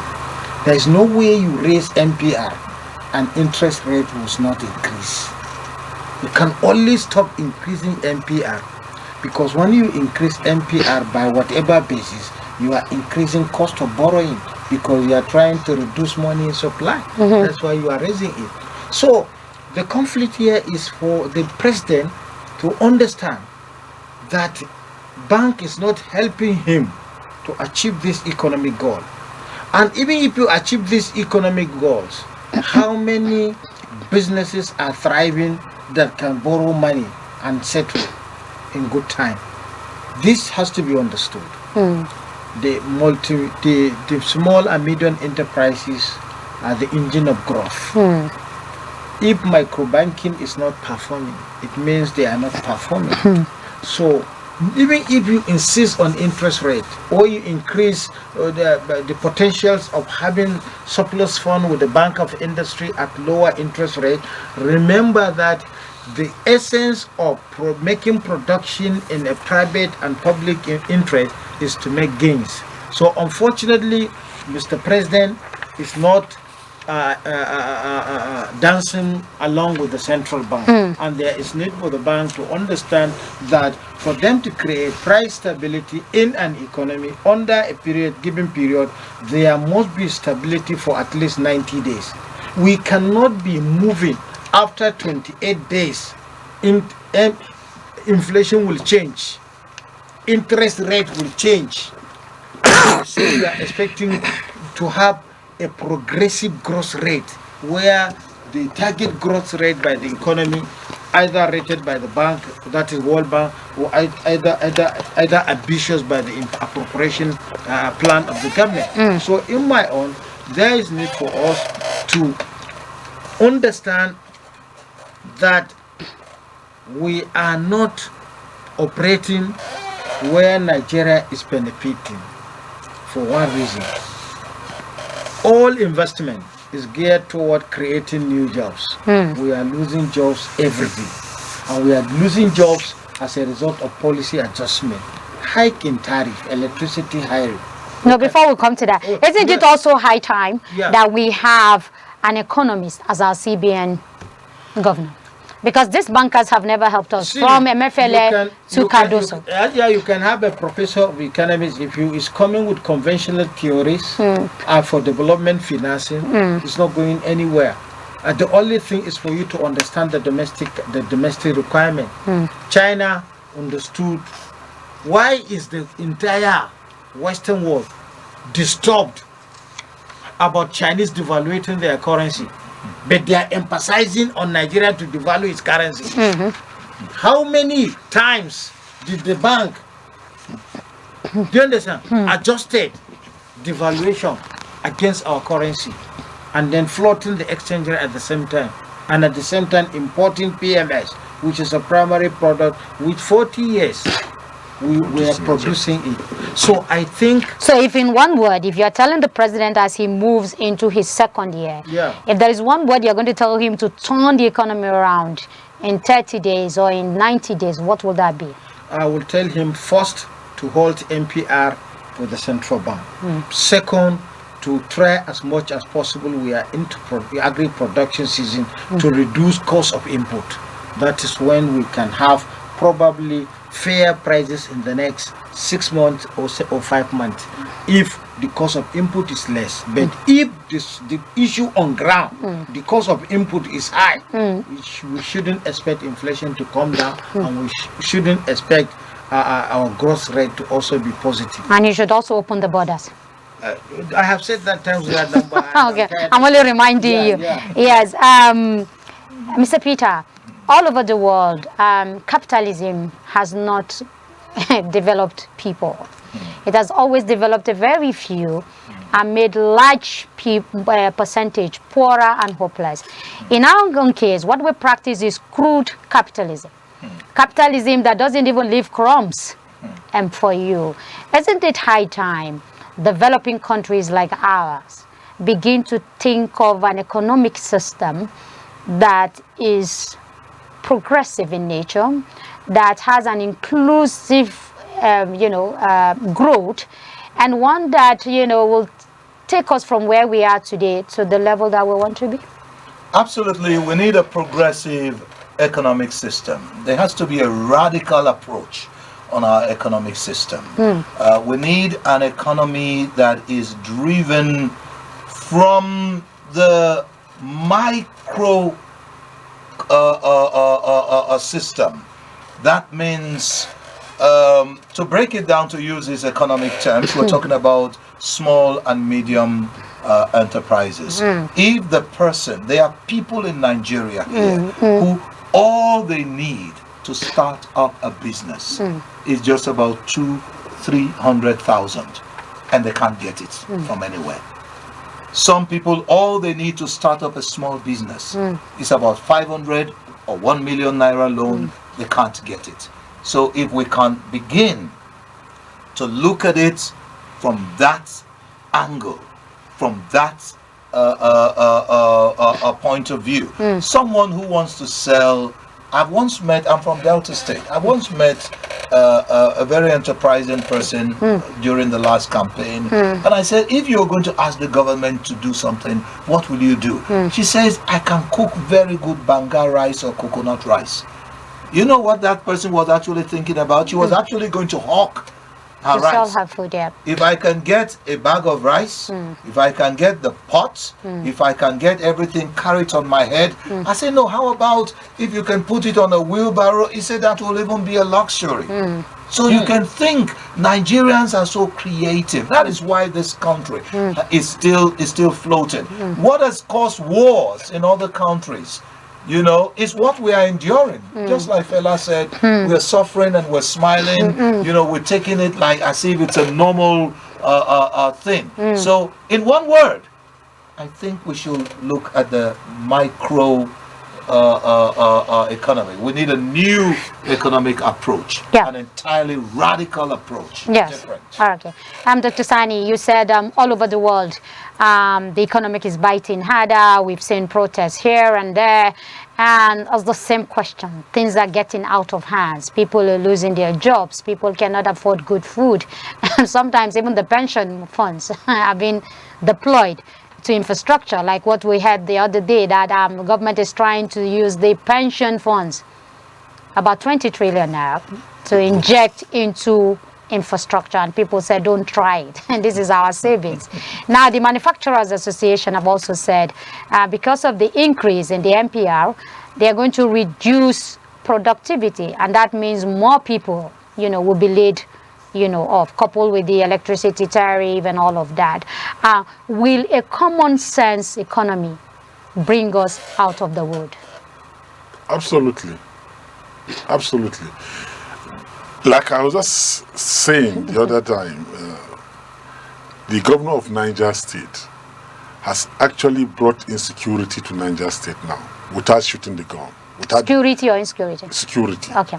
He has already provided security now to Niger State without the army, without all those. Somebody from Niger State is listening to you, and he's saying, and he's nodding his head, and he's saying it's not true. Do you know why? Do you know why? The moment they take off this the agricultural project now. Yeah, okay. The youth in the state are even insufficient to carry out those farming in the state. They have to import more labor from the outside state. Dr. Sani, are you doing PR for him? It's not PR. I'm just telling you what we need to do in this country. Okay. We need to engage the youth. Yeah, of course. We need to bring everybody back to farming. Okay. Even these headers that are saying that are alleged kidnapping everywhere, it's because of the hardship, nothing in some class. When they were rustling their cows and everything, Nigerians, nobody was saying anything. They make them. I had an elderly Fulani guy. They have killed him now. They roasted around 200 of his cows. He was telling me, I ventured into trying to get those things back to him. When they realized that he was one giving me the information that I used to get those things back for him, they went straight and killed him. His son called me and said, they have killed my father. I was shocked, you know. They just discovered that somebody from Abuja is helping the man out, you know. So they killed that man. And so many of these guys that are carrying guns now, all of them, most of their parents have been killed. They are well taken away. The government does not provide any security for them. Okay. So now what we are saying, if the government will only go back and introduce our basic backbone, vertebral bone in Nigeria, which is farming. It is with farming that we discover oil. So if we go back to farm, a lot of youth will be engaged. Okay. These youth that are carrying guns up and down will stop carrying guns, and everybody will be busy in his farm, provided you can earn something. Okay. And provided there are implements and everything is made accessible for you. There's not going to be... Okay. All right, gentlemen. So let's delve quickly into electricity for lack of time. Now, I'm coming to you, Dr. Peter. We've argued with Dr. Peter over and over. Dr. Peter said there is no cheap electricity.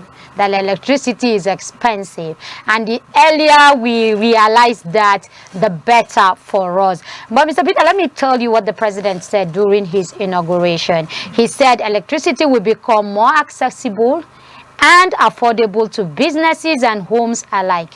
He said power generation should nearly double and transmission and distribution networks improved. He said we will encourage states to develop local sources of electricity. I have a message for our investors. I'm quoting him now. He said, local and foreign investors, our government shall review all complaints about multiple taxation and various anti-investment inhibition. We shall ensure that investors and foreign businesses repatriate their hard-earned dividends and profit. But I want to come to the issue of affordability and accessibility. The Minister of Power told us that we'll be needing 10 trillion naira to fix the electricity sector. That's what he told us, about $10 billion, if I'm correct. He said that. Is power affordable today? Is it accessible today? Has it changed from when the president took over to where we are today? Today, we have also been discriminated against, because you have the band A, the powerful people, you have band B, we have band C, we have band D. But because of our nature of docility, how can we allow somebody to discriminate us and say some people are band A because they get 20 to 24 power hours? Some will get 16, some will get 10, some will get 5. Don't we deserve 24-hour power supply? It doesn't matter where I live or whether, should I be discriminated when it comes to electricity? All right. Well, ideally, every Nigerian should have light 24/7. Yeah. And if you look at it right now, investment is moving more to our backyard, Ghana. Okay. If you go to Ghana, in fact, recently when the power went off, when they were having, I think, a national assembly, everyone was surprised. But if it happened in Nigeria, we will not be surprised. Now, but first, let's be fair to the president on this. I believe that he has good intentions in terms of policy. Are we not tired of good intentions? No, that does not reflect the reality. I'm going to break it down for you. You know, I've always repeatedly said that power generation is very expensive. And I'm going to try to break it down so we'll understand it. But you have to do it fast. Yeah, well, very quickly. Now, he came up with a policy. And this policy, in fact, is like just re-emphasizing the policy of his predecessor, Buhari, which means now, okay, every state government, you can issue out licenses to any electricity firm that wants to generate electricity. So here in the FCT, so if we say we don't have light enough in the FCT, go meet the FCT administrator. Now, what is my recommendation to this? Because generating power is very expensive.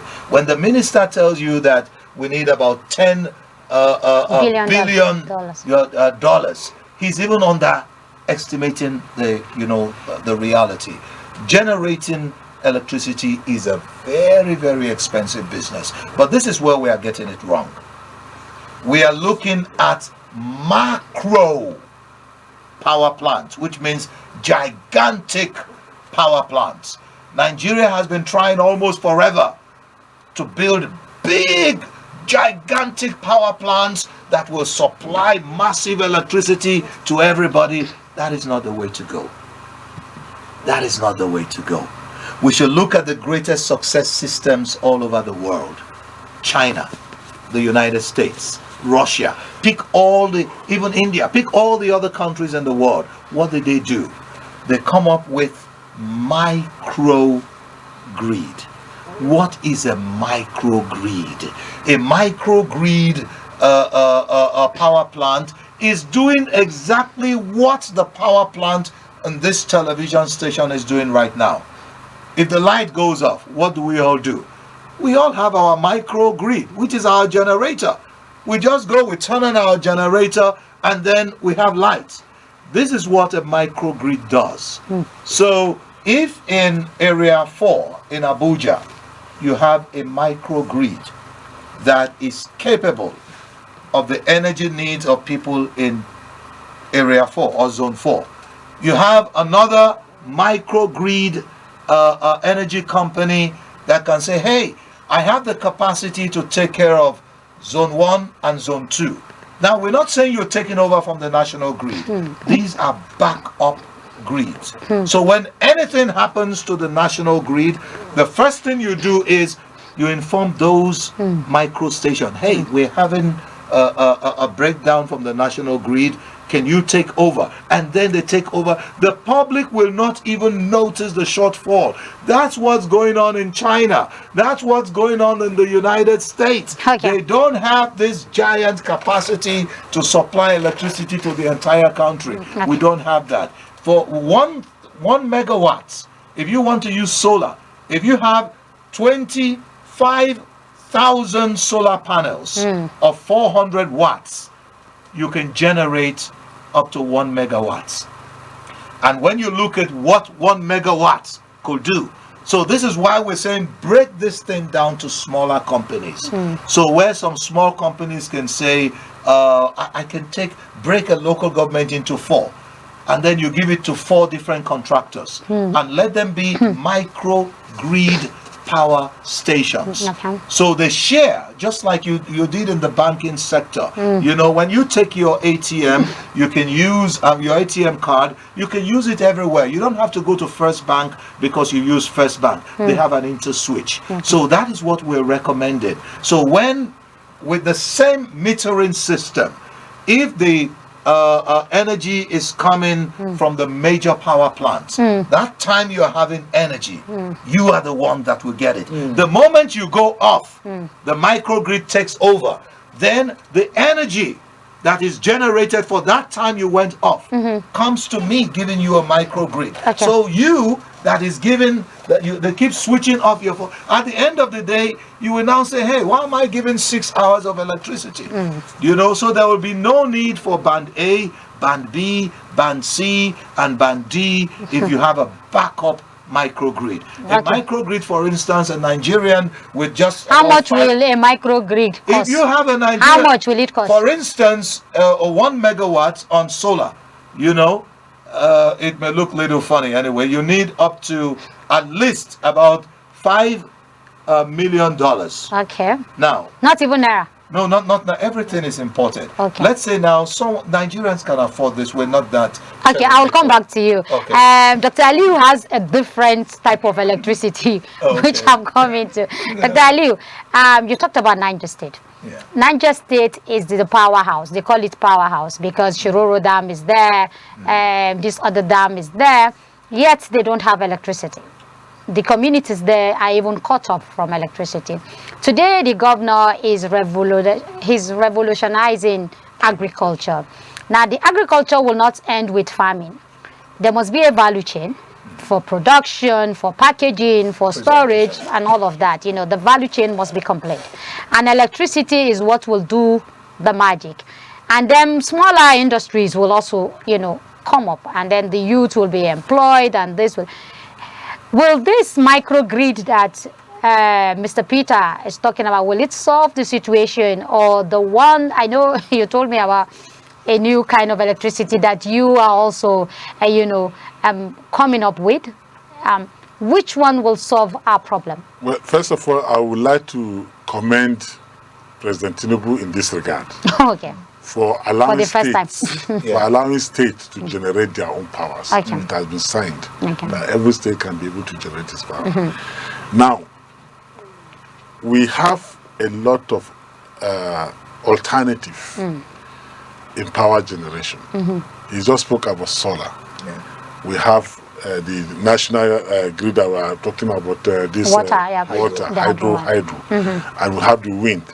Now there is the latest one now in the global space in terms of power generation is called AI smart electromagnetic power generation. Okay. This AI smart electromagnetic power generation is just what you say. It's like a mini power generation system. Okay. You can it's mobile. You can move it from here and there. You can change it.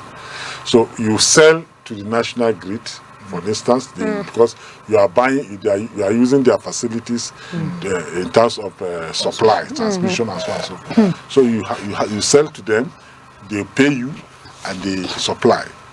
You understand what I'm saying? So because this AI smart electromagnetic power generation is green. It doesn't use fuel. It doesn't use solar. It doesn't use water. It is using what is called electromagnetic field. Okay. It is not. You don't. There's no call for maintenance. It's maintenance free. It can stay for over 100 years without anybody maintaining anything. So it makes it cheaper and affordable than all the rest. But it's expensive to store. It's not expensive. It's not. How much? He said $5 million. How much is your own? You see, when we brought solar to Nigeria, because I'm one of the pioneer people that actually brought solar to Nigeria. Okay. When that time we tell you solar is the cheapest energy, because in installation you may spend 100, let's say 1 million then, or 2 million then. But over time, you see, it's the cheapest, because when you use generator and you are buying fuel every day, you know the cost of fueling your generator. And this is solar. You don't need any generator. You don't need service. The moment you are looking after your batteries and distillers, you need a whole 10 years. We used to give 10 years guarantee after installation in those days. So at the end, by the time you spread the cost of installation through the cost of the period you are spent, you see it's the cheapest form of power supply you are having. Okay. So it's the same thing with this AI power this thing. Although I cannot give the cost on air now, because it is not my duty to do so, but I know over time is the most reliable power supply that is available today in the globe, and the most affordable of all. This one, the Minister of Power is saying you have to ban A, ban B. You don't need all those bans. You understand? You can actually install this AI smart electromagnetic power in every nook and corner in Nigeria, and you can get it very cheap. In fact, you can get it cheap, like about 70% discounted cost of NEPA. Okay. From current NEPA bill, 70% discount. Do you think states will key into that? I see smart magnetic. Sorry, before I bite my tongue. AI smart electromagnetic power generation. Do you think states will adopt it, will go for it? You see, most of our state governors, I'm sorry, I'm not being immodest, or I'm not trying to, they don't understand this thing because they are not technically sound. And some of them, they refuse to bring technical people to advise them. Like some few states, we have proposed that to them, but the governor will say, I don't even know what is called AI smart. So you have to break it down. You will tell them, he will still tell you what is magnetic, he doesn't know. I say, call your engineers, call your technical people. You have advisor, call technical advisor. Let them come and advise you on what. If you are still oblivious about it, we can take you to where it is working abroad. We say, okay, this is where it's serving. And this is the amount people are paying, as a very, very low amount. Because it doesn't have any maintenance cost, so it's cheap. You just tell it's green and available. All right. So the problem now will be for people to understand what IC smart magnetic AI is, and what microgrid is. So there's a whole level of time to understand what this means. Just as when we brought solar to Nigeria, it took a lot time. of Nigerians didn't know about it. Okay. Malaysia, I grew up as a child shouting up NEPA. Today I'm a mother, I'm still shouting up NEPA. Maybe when I become a grandmother, I'll still be shouting up NEPA. Okay, I don't know. Why is it so difficult for developing countries to get their electricity right? Now the president removed subsidy from petroleum. He removed subsidy again from electricity. Now IMF is saying total subsidy must go. Total subsidy must go. Why is this so difficult? We have abundance of hydro, we have wind, we have gas. Just recently, government is saying that gas flaring will be stopped and it will be channeled to, electricity. But we know that's a very long dream, because the infrastructure that we have now can never stop gas flaring, except it's going to be an overhaul, except we're going to lie to ourselves. This is huge investment. It is very technical, and I don't think even the government is even ready to go into that. That's just like political statement. But let me ask you, IMF and World Bank, their policies have always been destroy, underdeveloped countries. They've never grown. So why are we still going back to them to tell us to remove subsidy on electricity? Is it fair to Nigerians that today subsidy on electricity is gone and we are being discriminated? Maybe some of us will even move to band Z in the process. No, I don't think we are going to that extreme. Lack of priority. But power is a game changer. If you have your power right, then you will change every other thing. Management, before you respond, I was watching Al Jazeera some years back. A small Indian community, a farming community in India, they farm rice. The waste from the rice is being used to generate 6 hours of electricity. Yes. Now they said if they have more waste from the rice, they will generate 12 hours.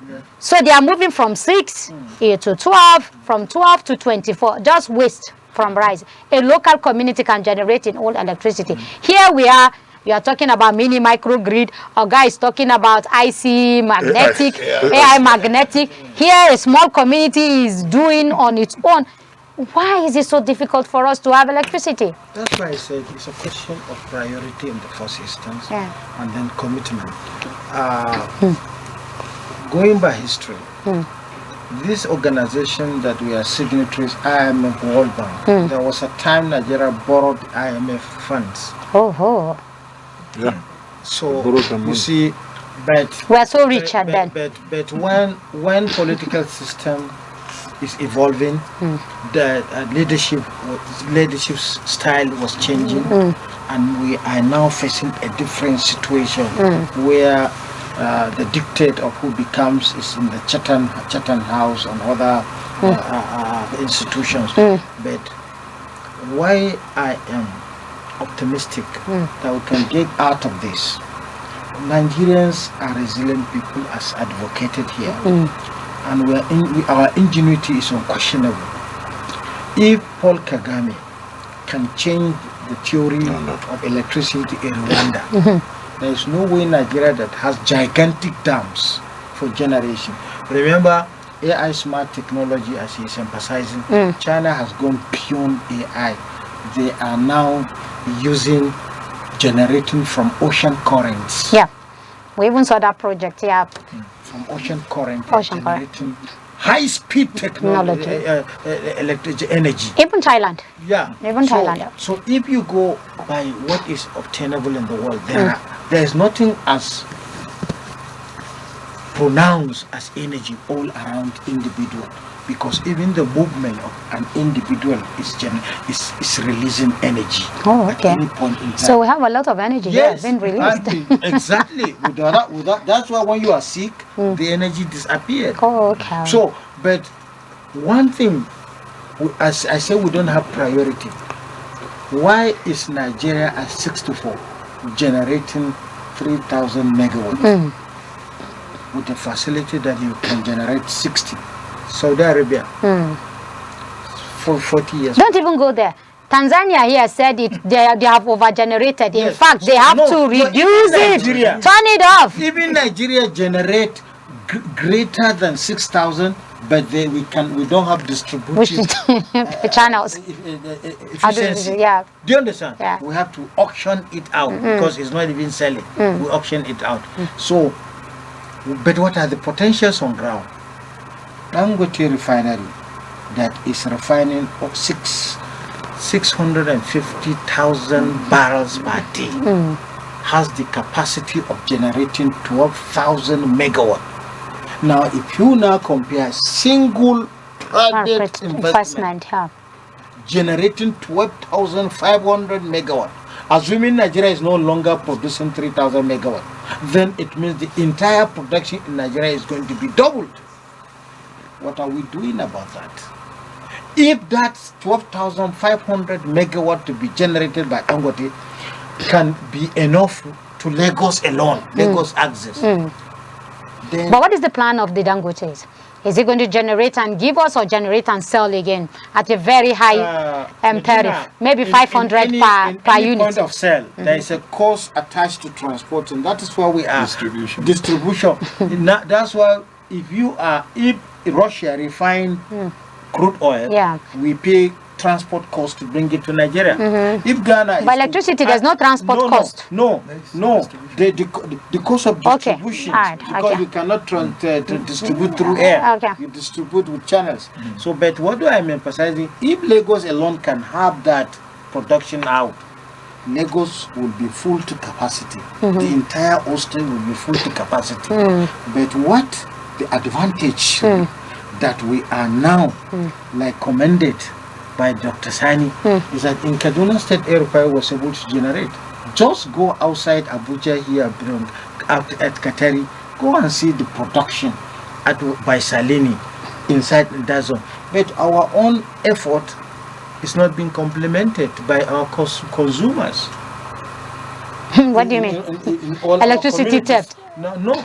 You see crisis everywhere to get the payment out from consumers. And that is why sometimes if you look at what policy measures are being put in place to make certain efficiency work, you don't question them. Because personally, we are under metering system, but what stop every Nigerian to be on metering system? Because in PMS, we are all under metering system. We all consume, whether you are local. Okay, so it brings us to the issue of electricity theft and why Nigerians don't want to pay for electricity. I'm coming to you, Mr. Peter, who said electricity is expensive, whether we like it or not, we must be able to pay for it. For a very long time, Nigerians have been cheated by NEPA, because they get outrageous bills before the military system came on board. You just stay in your house and you get a bill of those days, 5,000, 10,000, and you don't see light for weeks.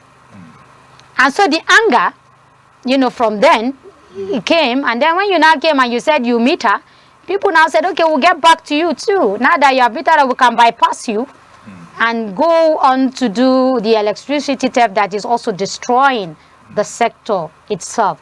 But you cannot blame Nigerians for that, even if you say they do that because they've been cheated for a while. But the question will be, the new electricity that you talked about, the mini grid, the ICT smart that Dr. Sani was talking about, will need time for people to understand.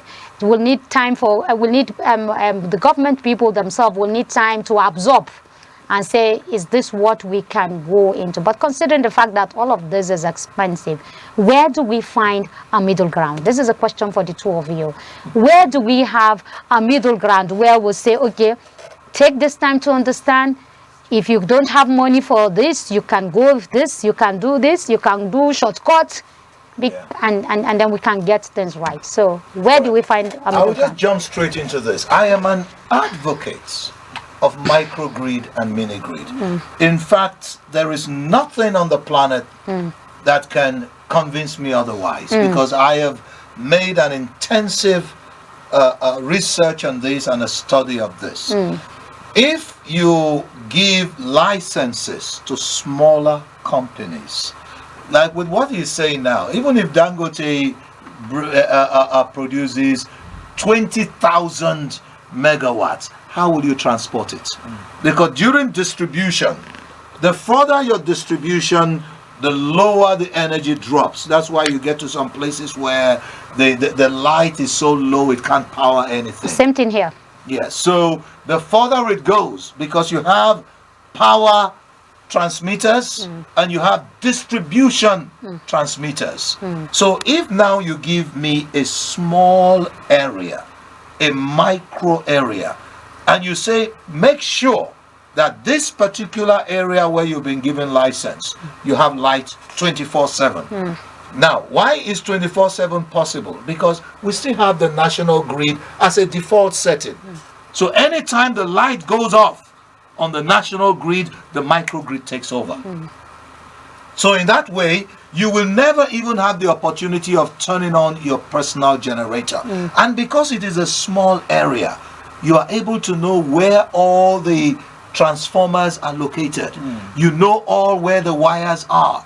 So if, for instance, if you are generating electricity 100 miles away from where I am, and anything happens along the distribution channel, there will be no light in so many places. And then you'll now have to trace where the fault is, and we may have to wait 2-3 days before they rectify that. And when they say what's the problem, they say, oh, there's a problem with the national grid. The national grid collapsed, this and that. The microgrid is a stopgap system. So if there's the rainy season, let's say there's a rain and then something collapses along the way, it doesn't affect the people in that microcosm because they have a grid system. And then you look at the endowment. If the area has very intensive sunlight, you begin to say, hey, our endowment here is sunlight. What do we need? Do we need 5,000 solar panels? Do we need 10,000 solar panels in a solar farm? If the endowment there is wind, now, how many wind turbines do we need? If they have natural gas, how much gas do we need? And just like my friend here is talking about, you know,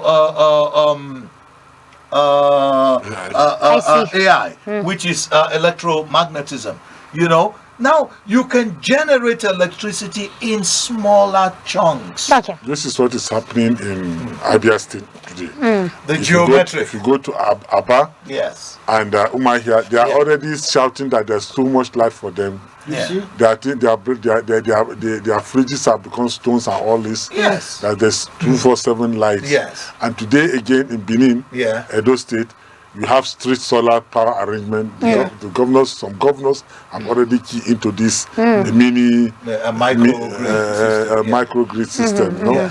So it is an option that I think it is very necessary. Since we have seen a government that have been budgeting billions of naira only to be eaten and nothing is done. Mega. For want of mega, look at what to have this in Taraba State. What do you call it? That's camp. That scam in Taraba State that is going on now. You know, The Mambila. the Mambila Hills. Obasanjo just went and built one small hole, a small office there, and Mr. Fix went away with the money. You know. And another people, Jonathan came, project give another money, root.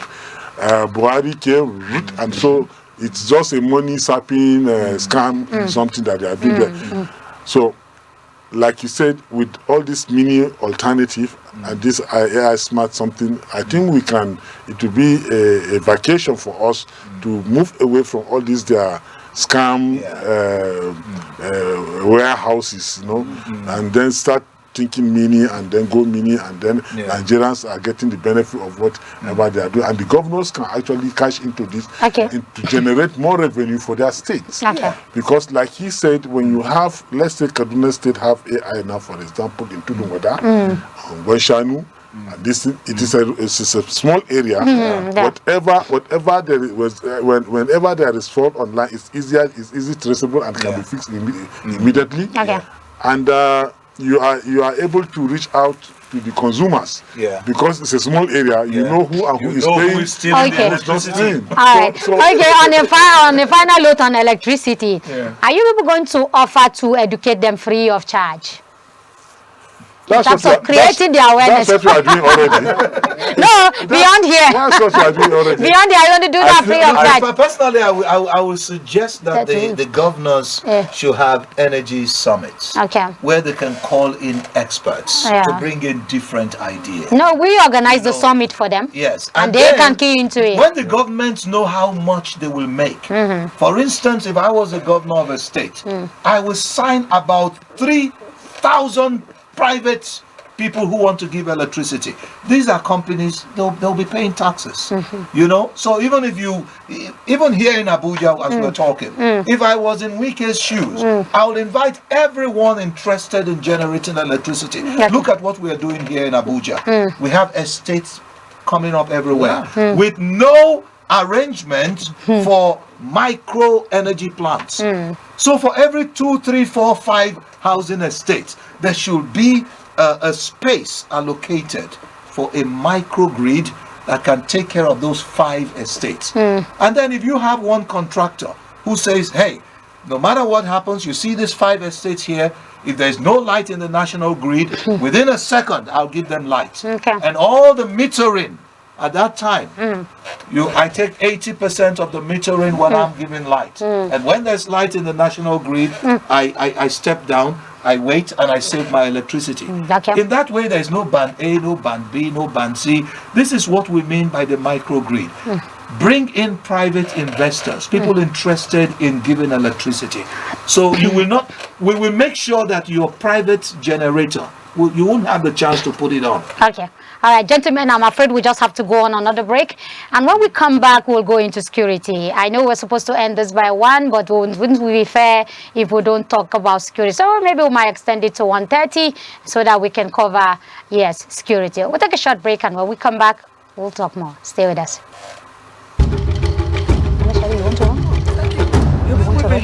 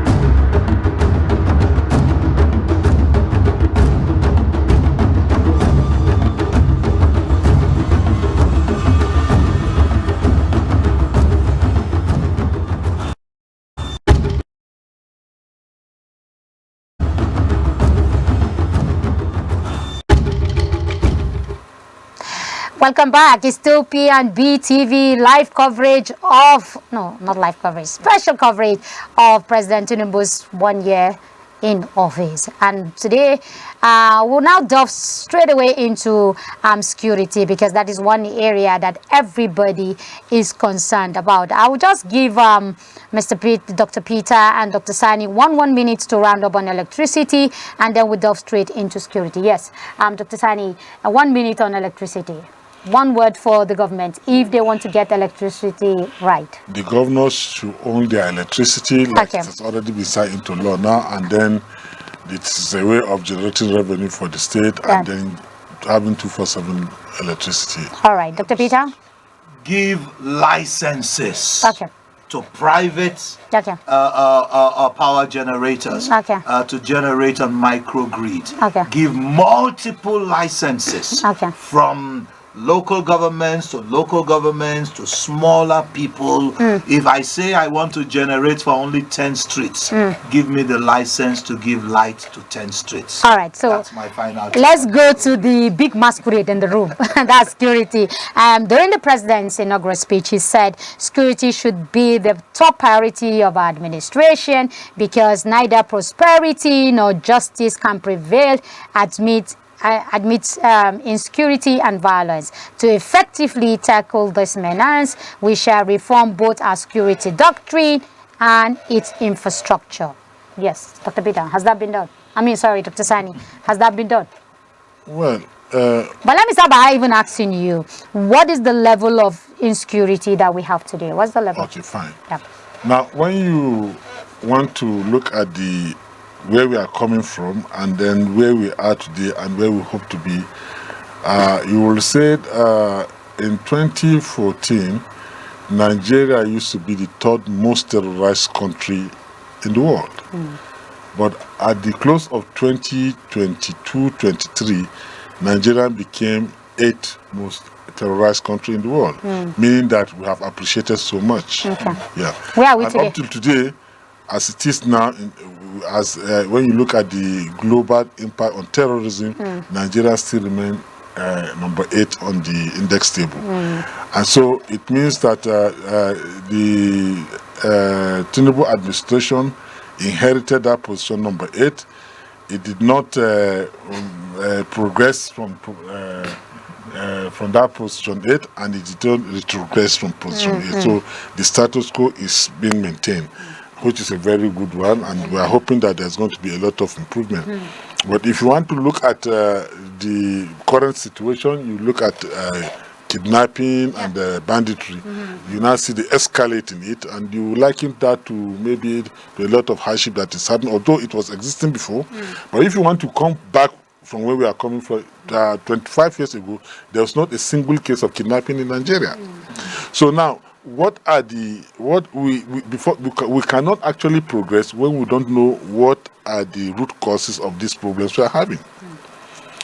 Now, it was like I started putting it earlier. It was the patronage that of illegality that gave birth and gave rise to all these kidnappers, banditry, and so on and so forth. Because the way they are treating the issues with a lot of laxity and kid gloves and all those.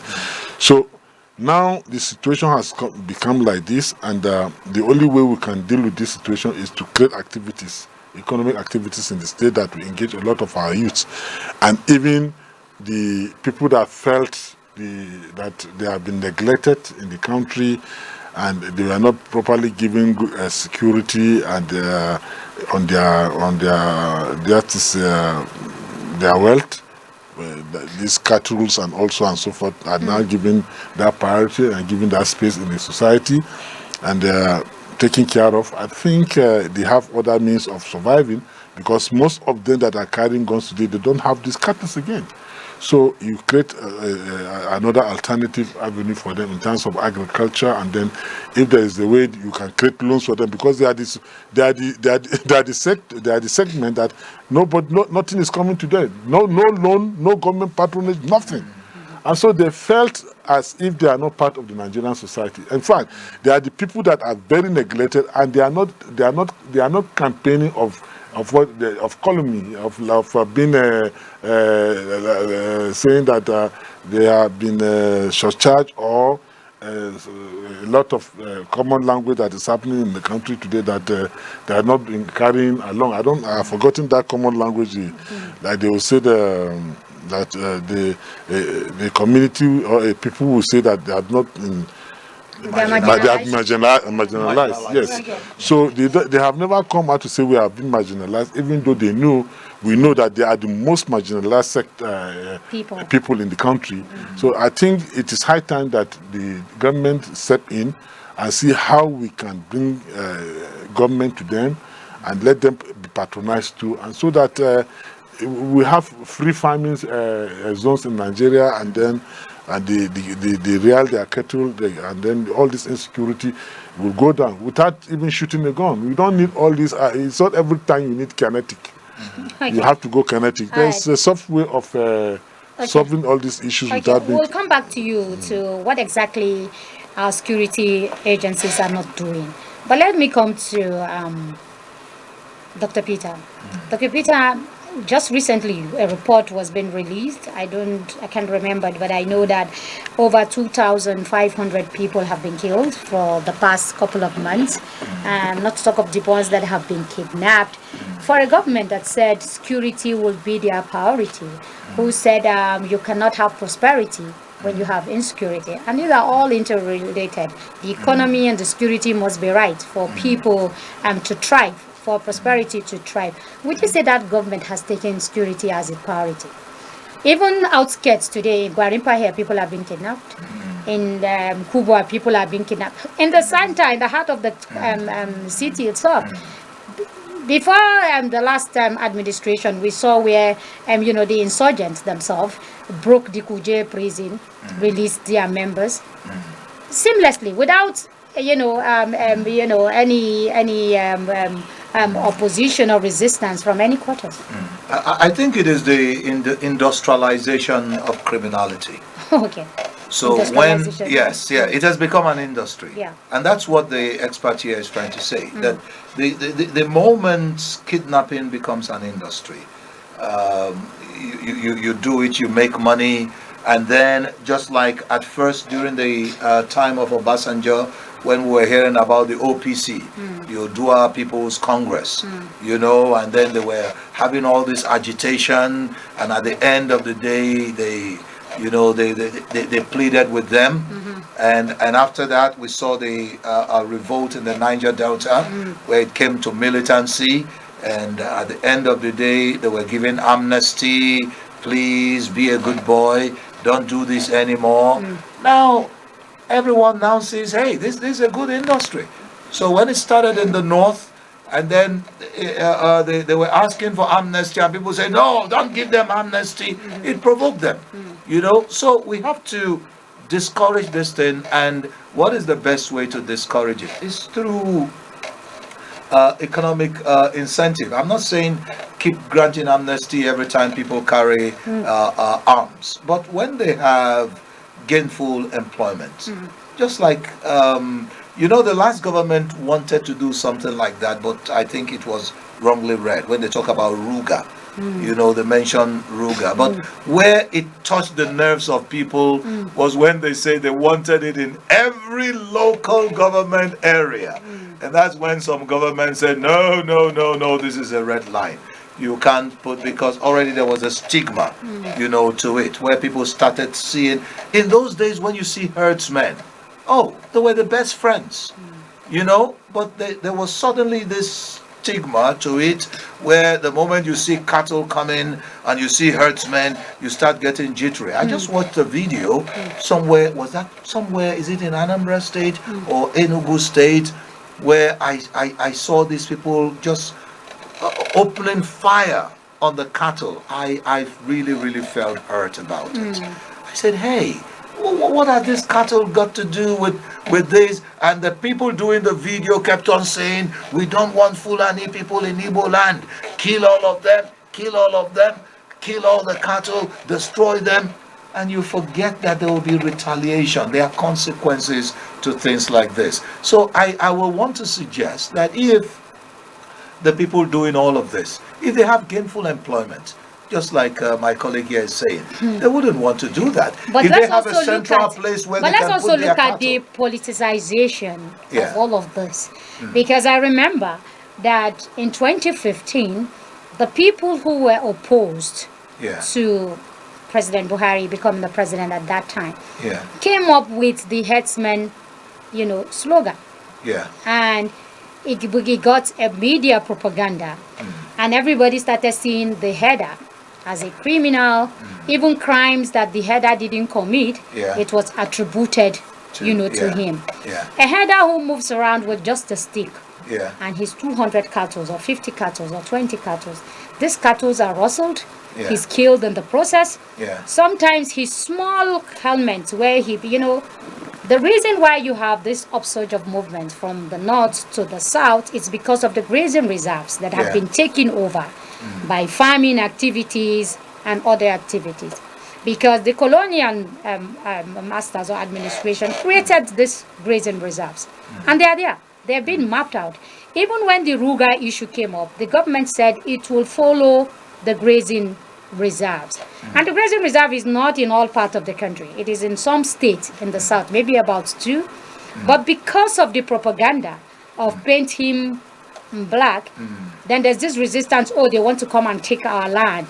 These people are fond of, dominating people, taking their land, killing, and we all followed that. Today, it became a monster. The people whose cattle have been rustled, they don't have a compensation. Their families have been killed. Maybe 1 out of 1 survived. And he feels that the best way to pay back is for him to also be a criminal. And he got, because guns are available everywhere.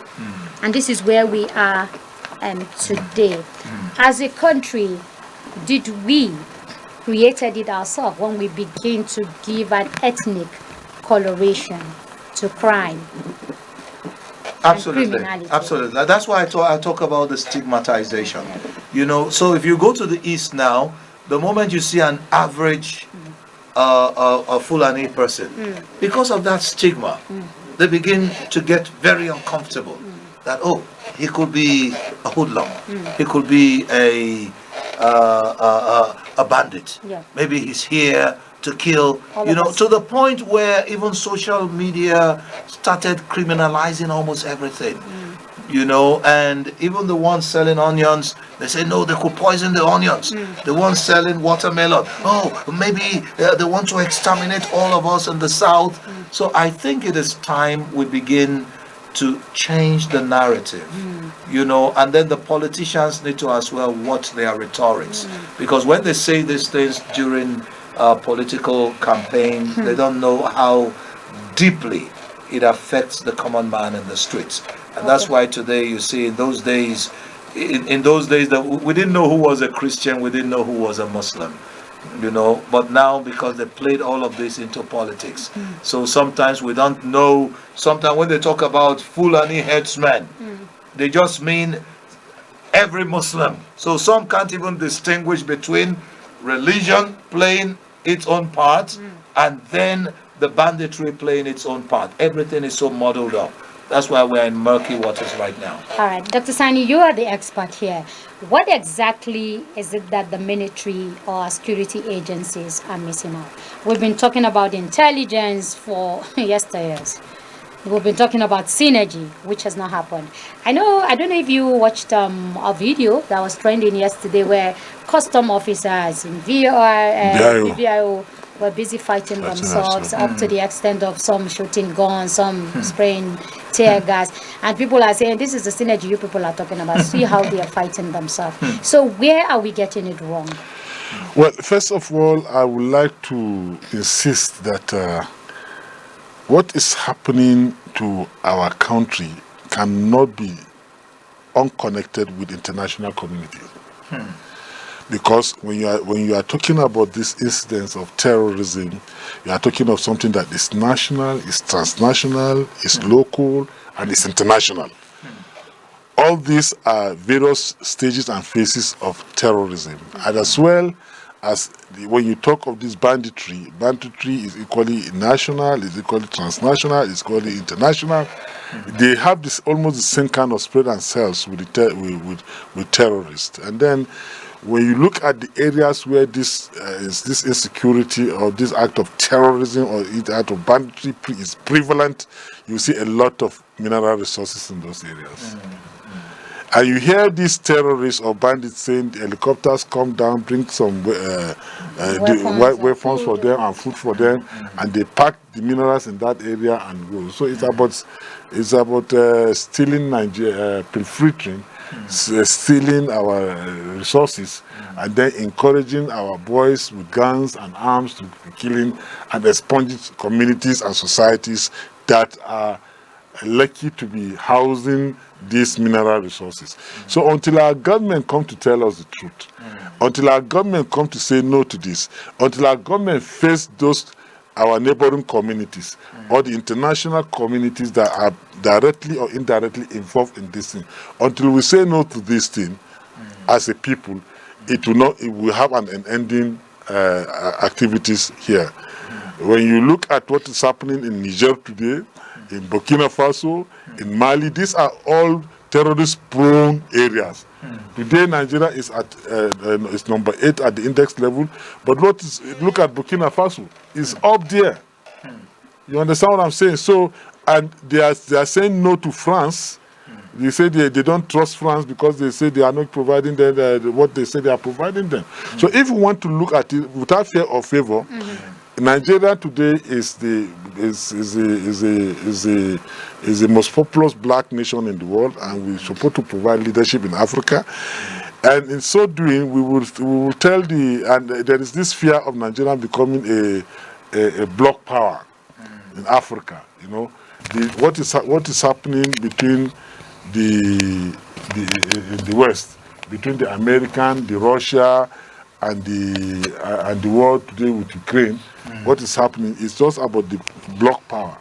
Now, this kind of activity is the one that is plunging Nigeria to this level. Because if Nigeria had peace, security, and development, Nigeria was the market in the whole Africa will be Nigerian market.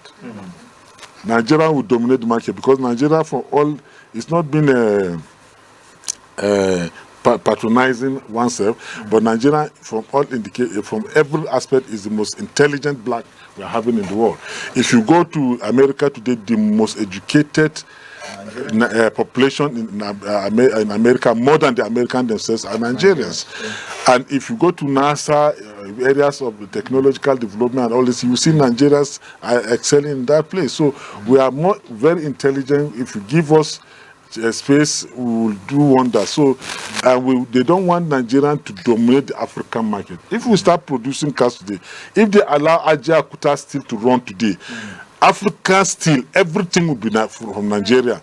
And so Nigeria will dominate the biggest market. So the West and American don't need this. They are all that is happening. Sani, let me jump all in this here. that is happening is international and local. If we say international, conspiracy, as they put it, they also have local collaborators. Of course. Yeah. So it means it is we also shooting ourselves in the foot. What is happening in Burkina Faso? So what it means is that we encouraged it, even if there's an international conspiracy, is because we allowed it to thrive. And so what is our own security agencies doing to make sure that the local collaborators are being punished or are being prosecuted?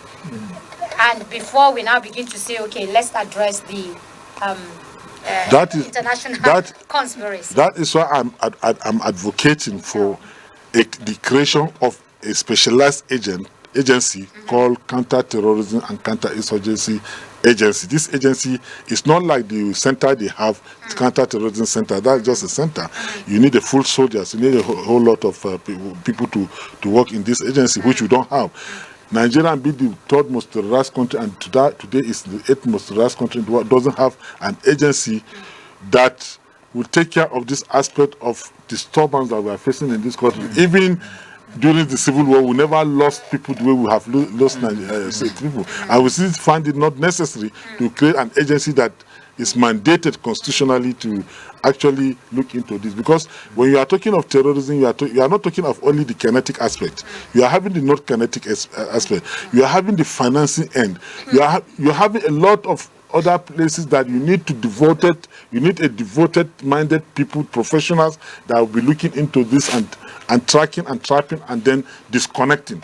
Because the moment you get the connectivity, you can disconnect. So if you are able to disconnect point A to point B, point C to B, if you are dealing with the situation, look at as it is today. Nigeria is one of the most porous border community. We have 1,050 unmanned borders in Nigeria. Now, how do you control the coming influx of arms? How do you control the influx of foreigners who come in to stay there, to create all this? Most of these bandits, if you look at them, they have only local collaborators. Most of them came from other neighboring countries. They are not Nigerians. So, but because they have some bad elements in Nigeria that collaborated with them, they are giving us a hell of hell. And this is because our borders are porous. So we have to look at, there is the need. Imagine a country of 200 and something million people in a land size of about 923,700 square kilometers, with a total size of security, including the security, military, the customs, the civil defense, the immigration, all of them put together, they are far less than 1 million, about 700,000 population. And you are expecting these people to man 200 and let's say 20 or 30 million people spread in the land size of over 923,000 square kilometers. How is it possible? Is it not a huge joke? It's a huge joke. Dr. Vida is itching to respond. Yeah. A huge joke. Yeah. What happened to technology? You guys just said here, IC smart. Yeah. Micro mini grid to address electricity challenge. So we also have artificial intelligence and we have technology, to deploy to the borders. What happened to that technology? Why is that technology not being used? That is one.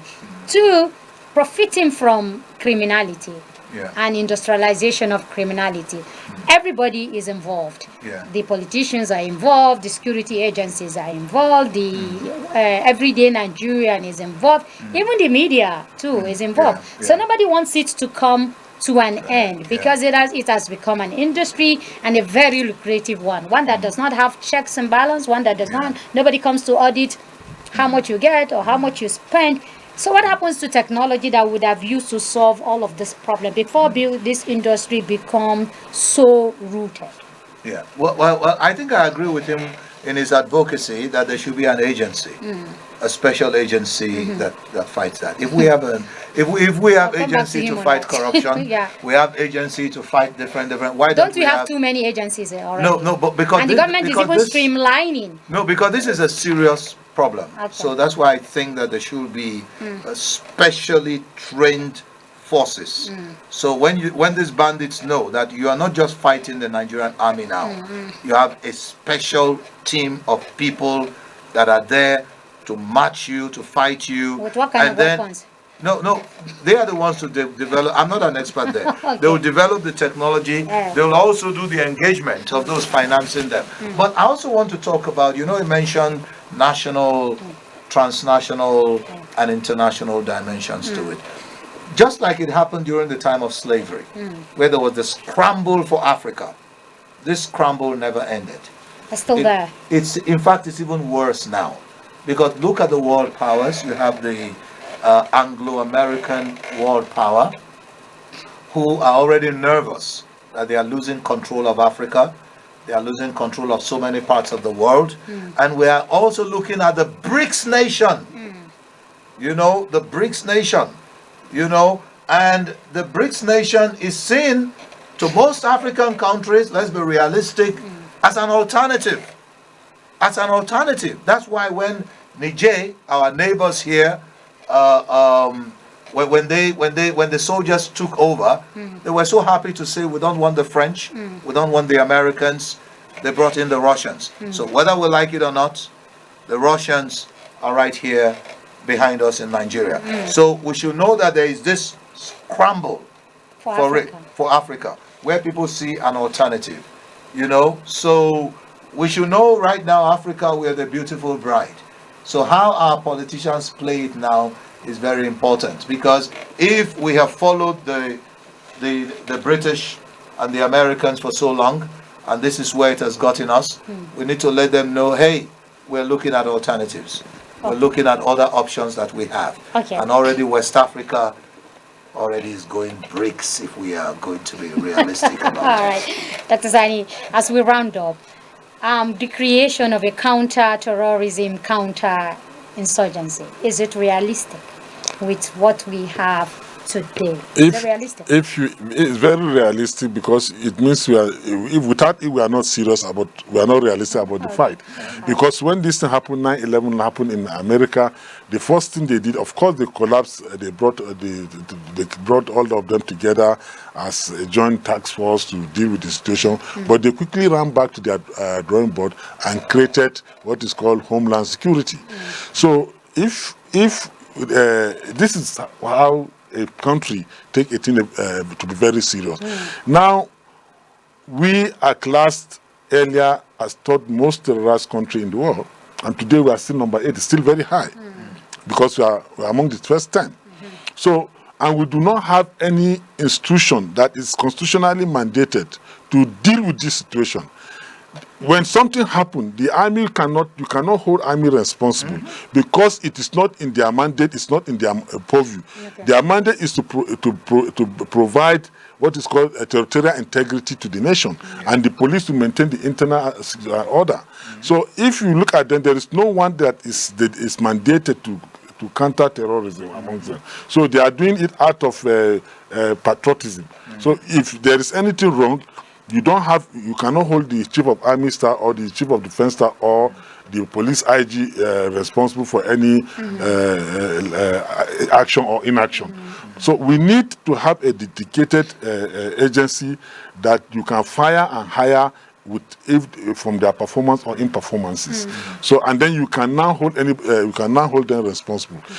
Now, regarding the lack of synergy, is another different ball game altogether. Okay, but so I think with this agency, the synergy will happen. no, I think we create another agency for synergy. I think what we synergy in this regard will become relative, because when you have an agency that is created to deal with this situation, I don't think you need all those. You need to that if they call for the collaboration, you collaborate. If you do not call for the collaboration, you have been given a mandate and you must deliver in your mandate. Because there is nobody that is giving this mandate, that is why we are talking about synergy. If today they say, it is your mandated role now constitutionally to deal with counter-terrorism, and the chief of army staff can be fired, can be hired because of that, you will see change. Okay. You understand? So we need an institution that are specialized.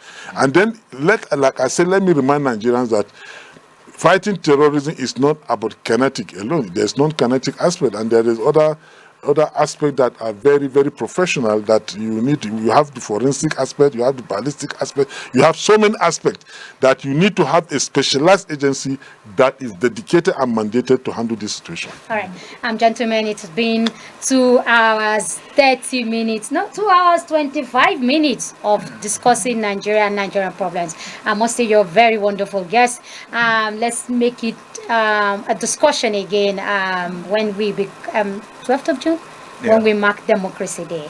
Dr. Sani Aliu, Corps Commandant General, Neighborhood Enlightenment and Safety Organization. Thank you very much, sir, for being here. Thank you. Dr. Peter, always a pleasure having you around. Dr. Peter is an energy consultant, but today you became a consultant all right. From energy, Thank you, moved to security and you moved to economy. Thank you so much, Gentlemen, Madina. thank you so much for your time. Let's do it again June 12th. Yes. And for our viewers who have been watching us, thank you very much for always being there. We'll be back June 12th. From all of us here, it's bye for now.